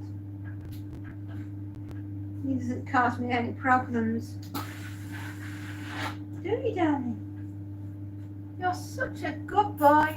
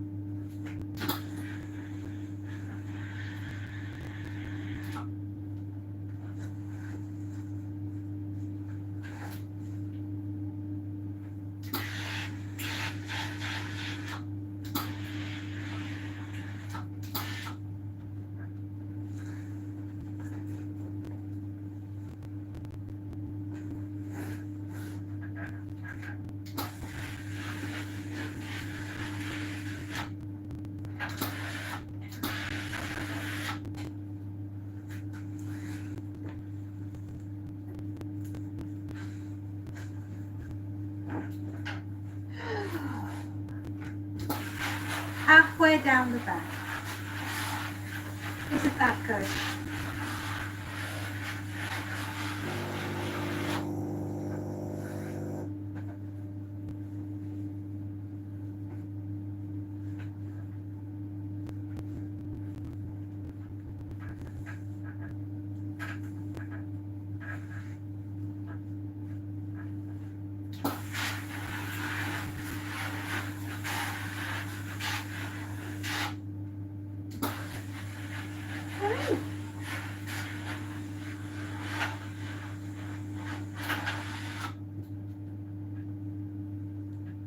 Yeah, my baby. My favourite boy. My little one. My love. My absolute joy. Yeah? You are, aren't you? And you sat there and you're staring at your mummy and you're saying, Mummy, how much more ironing are you going to have to do today? And I'm going to have to say, so much. Hello, hello. If you're watching, we're doing ironing. We've discussed so much today. We really are. everything. We have had such a lovely time. I hope you all have too. There's probably about maybe 15 items left and we'll be through. Wouldn't that be nice? Won't that be absolutely wonderful?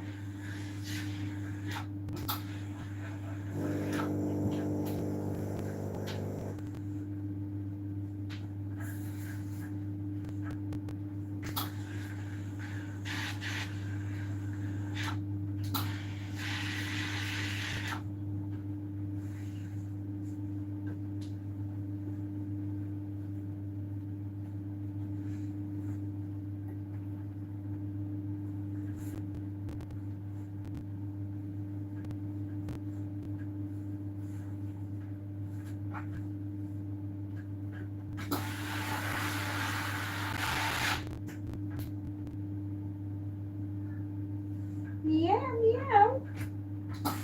Meow, meow.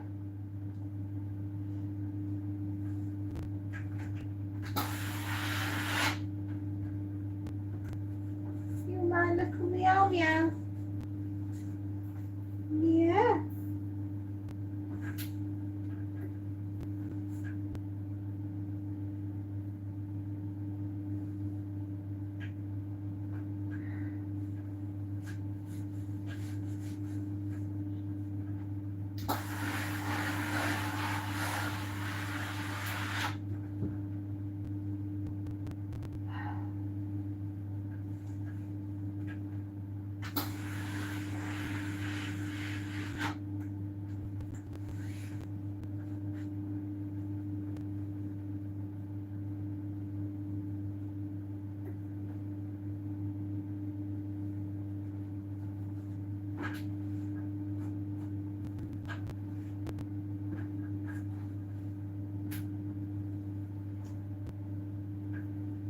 Oh, goodness me. T-shirts. Gotta get these out of the way.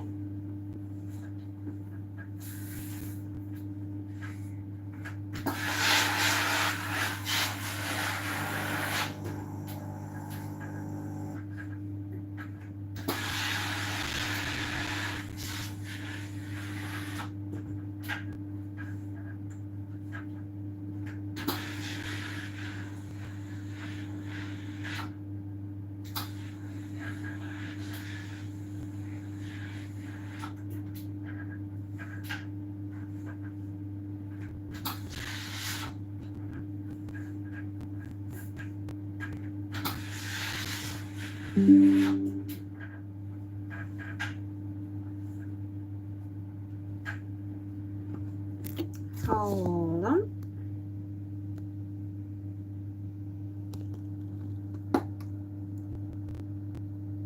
About that, everyone? About that, everyone? Sorry about that. Hello. Hello, Bonkers. Hi. Yes, just had to go see to a customer. Happy customers is a happy life. Absolutely.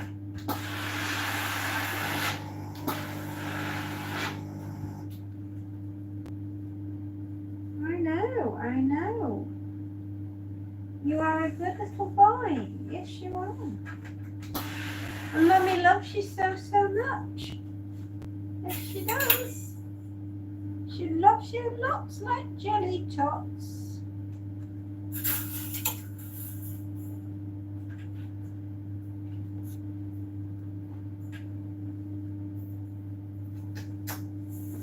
Hey.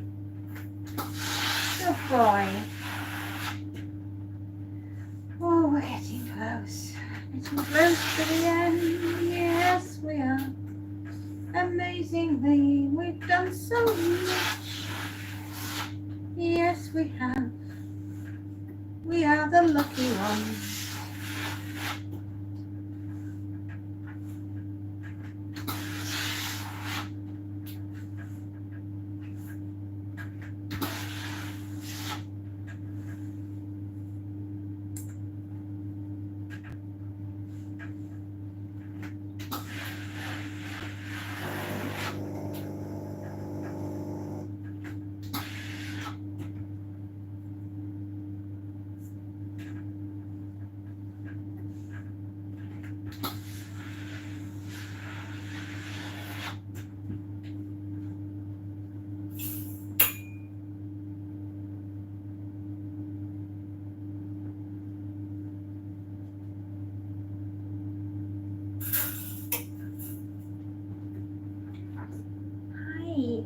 Hi. No, no biting. No biting. I know you do it because you love me, but sweetheart, no. Cheeky. Cheeky bean.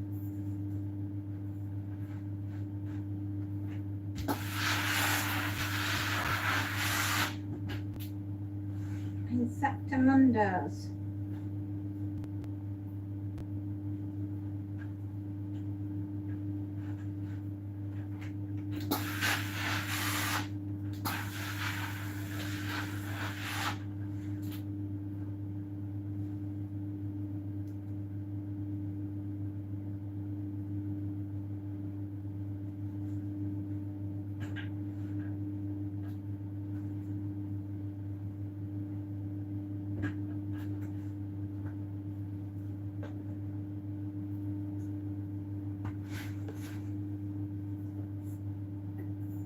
Goodness me.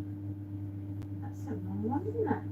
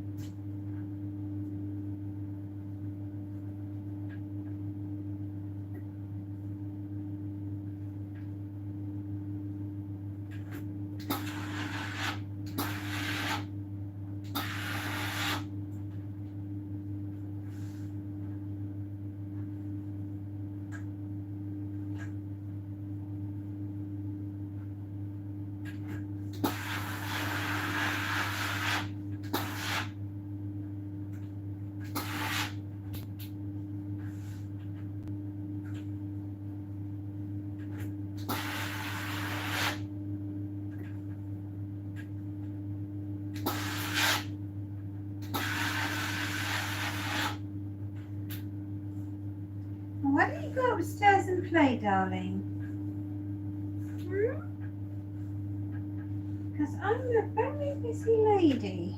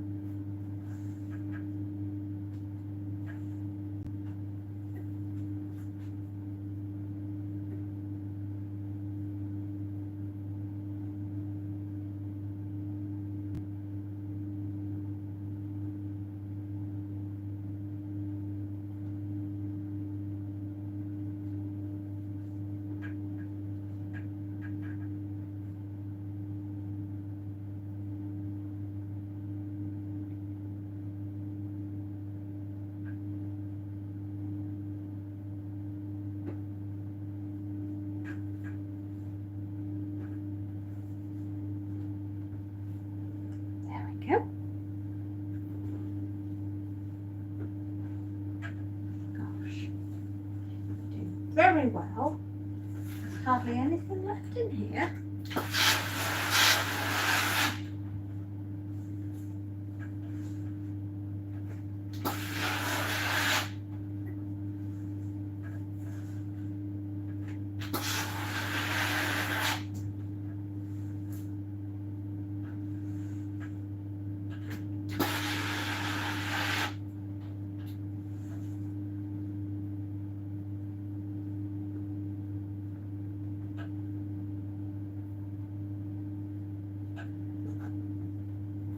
Oh, precious. T-shirts. A bag full of t-shirts now. That would be good. Get all of them out of the Yes, definitely.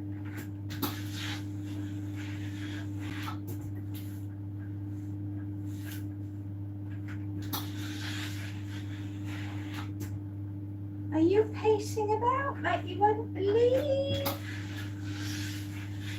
You're just gonna have to wait for me.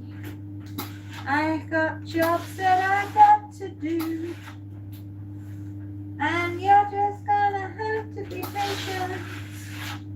Yes, you're just gonna have to be patient.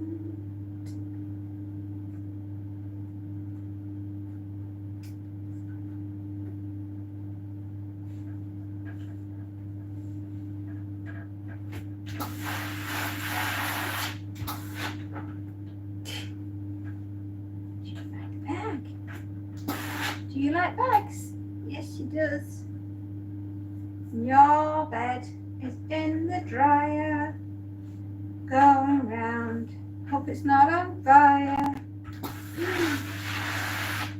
I don't know, you won't do that again. Well, you Monty Bunty, you is such a handsome boy. You're always waiting for me. Yes, you is. I'm not done yet, my dear. I have the house to vac when I am done. I'll contact everyone to say that your laundry is done. And there is so much laundry in this bag. I bet you're glad that you're with me.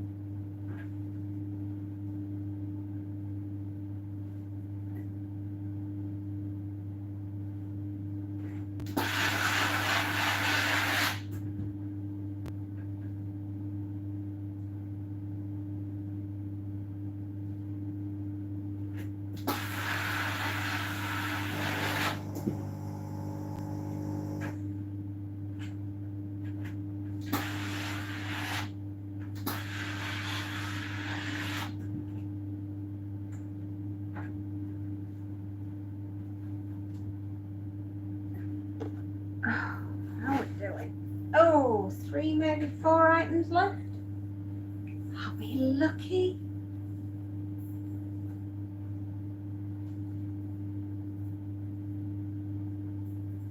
I think I've done a good job today. I've got through 3 customers. That's a lot. Quite a lot.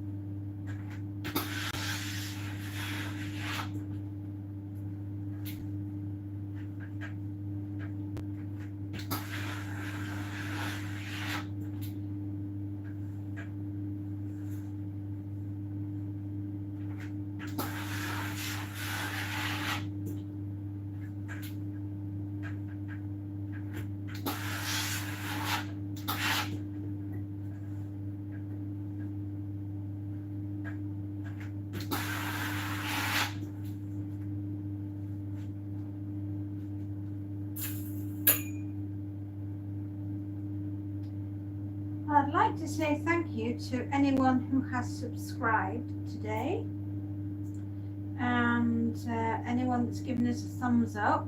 It's been very kind of you, and we appreciate all your support. We truly, truly do. Having you there,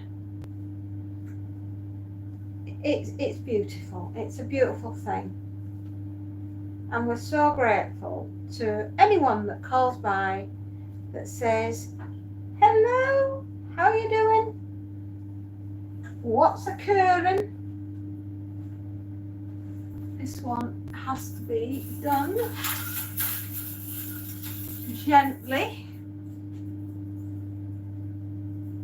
Oh, isn't that a lovely little dress? Oh, that's sweet.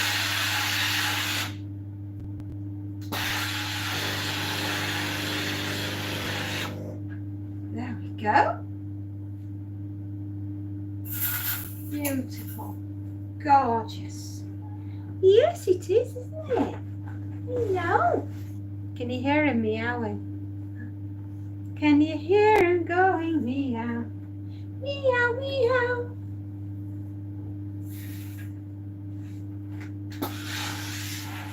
We're almost at the end, Monty.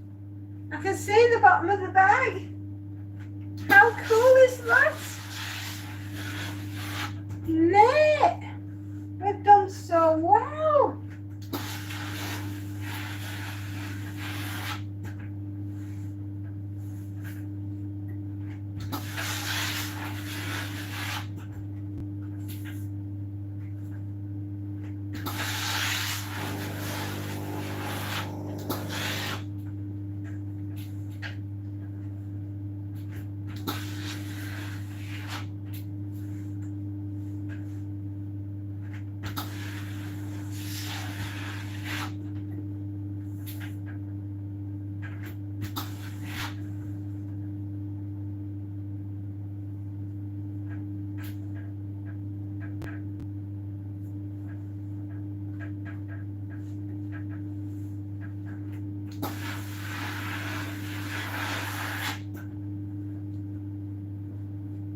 And we really, really, really appreciate all your help.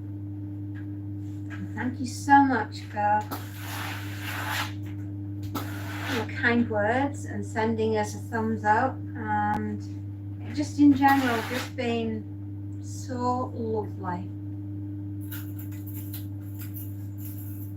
It really is appreciated. You've no idea how much it means to us. And I just hope you've all had a super duper lovely day.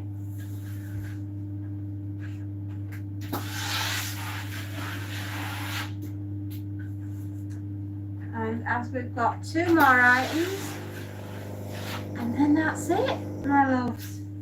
Another day done, laundry finished, happy customers. Everything wonderful. Happiness is empty baskets because all the work is done. Also, happiness happens to be having a drink of pop.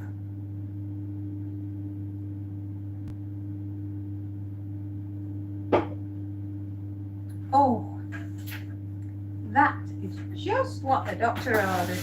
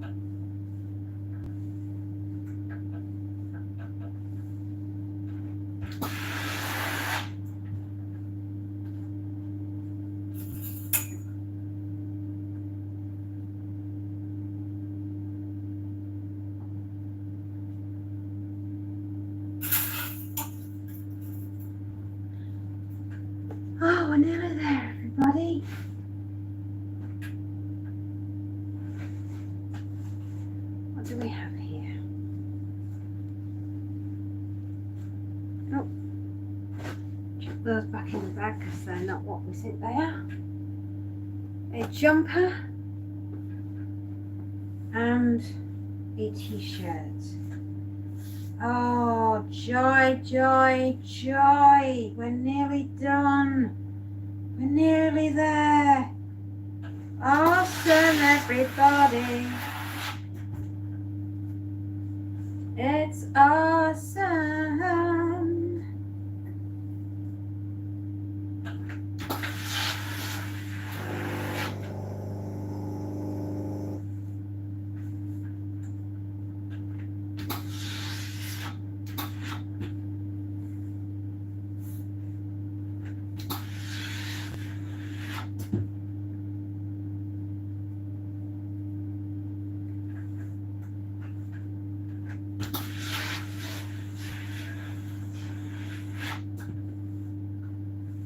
Hello, hello.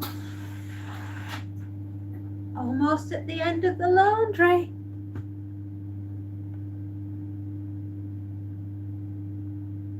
No, it's daytime here, my dears, but I'm underground.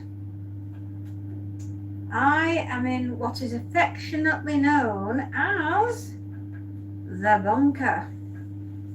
Yes, I am underneath the house. Our home is quite unusual. Half of it is above ground and half of it is below ground. And where I am at the moment, I am 6 foot under. And I am surrounded on all sides by the garden. And we're underneath the house in my office, but we nickname it the bunker. Yeah, I know. How mad is that? Well, hello. Thank you for coming, and thank you so much for being here and giving us a thumbs up. You absolute superstars. That's so kind of you. We really appreciate you being here. Yay! Welcome to joining the party. The ironing party, that is.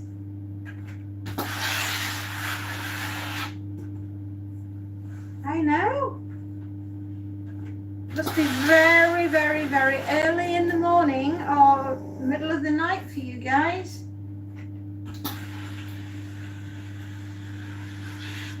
So if you're awake, I'm pretty sure this program is so boring you'll be asleep in no time.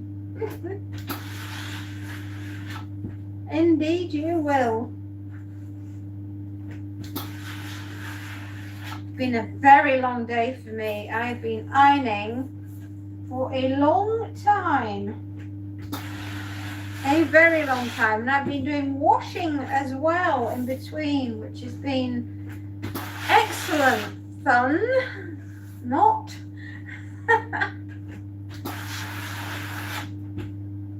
I appreciate all the thumbs ups and I appreciate all the hellos and how you're doing and tuning in and watching us. It really is something, guys. And thank you for being there today. And I hope you've enjoyed all what we've been discussing. We've had quite the day, haven't we? Haven't we had a good time? And for all of you that are tuning in that have missed it, well, in a few hours, thanks to the wizardry that goes on here in YouTube land, apparently it will be popped up as a long form video. So you'll be able to enjoy it all over again. That'd be lovely. Yeah, exactly. I know. I don't understand it, the wizardry of science, but everyone else around me seems to. So that's a good thing, isn't it? Oops. maybe if I just pop that through there.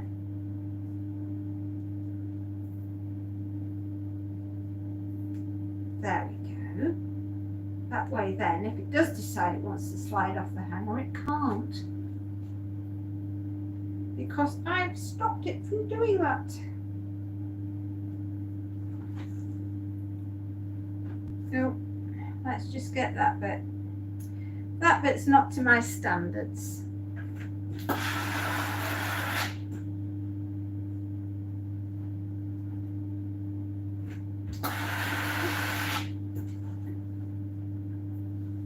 There we go. Oh, it's 10:35 p.m. in the night out here. Oh my goodness, really? Well, watch a little bit more of this and you'll be asleep in no time. I can absolutely promise you. We know how to have fun here at Fairy Towers.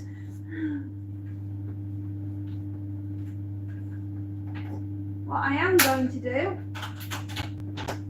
is turn the iron off, because I think Betty has worked wonders today. I really do. I think she's worked very hard with me, of course. And we will put the board down.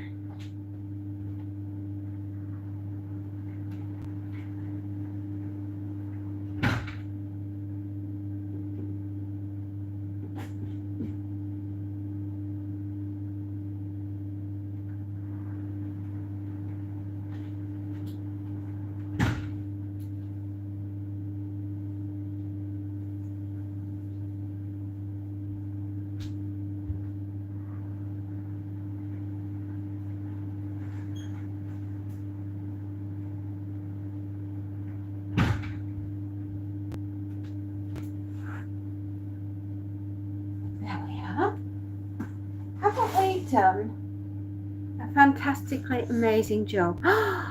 Good grief, I said about an hour. We've done so well. Oh, thanks guys. Thank you for being here, and thank you very much for all your thumbs ups today. You've been absolute superstars. You've been an absolute joy from my heart. Honestly, you've been an absolute joy to be with. You are so lovely. You really are. And I will get rid of my rubbish, my contraband, Pom Bears. Make sure that the eldest doesn't see that I've been sneaking her crisps, because that would be naughty. And I am going to bid you a fond farewell. Mwah. And I will see you all very, very soon. And thank you. You saw nothing. No, there is no evidence that I stole the crisps. See you next time, my darling. And thank you so much from deep in my heart for watching over me, both you and Alan. I don't know what I'd do without you. Take care. Bye-bye.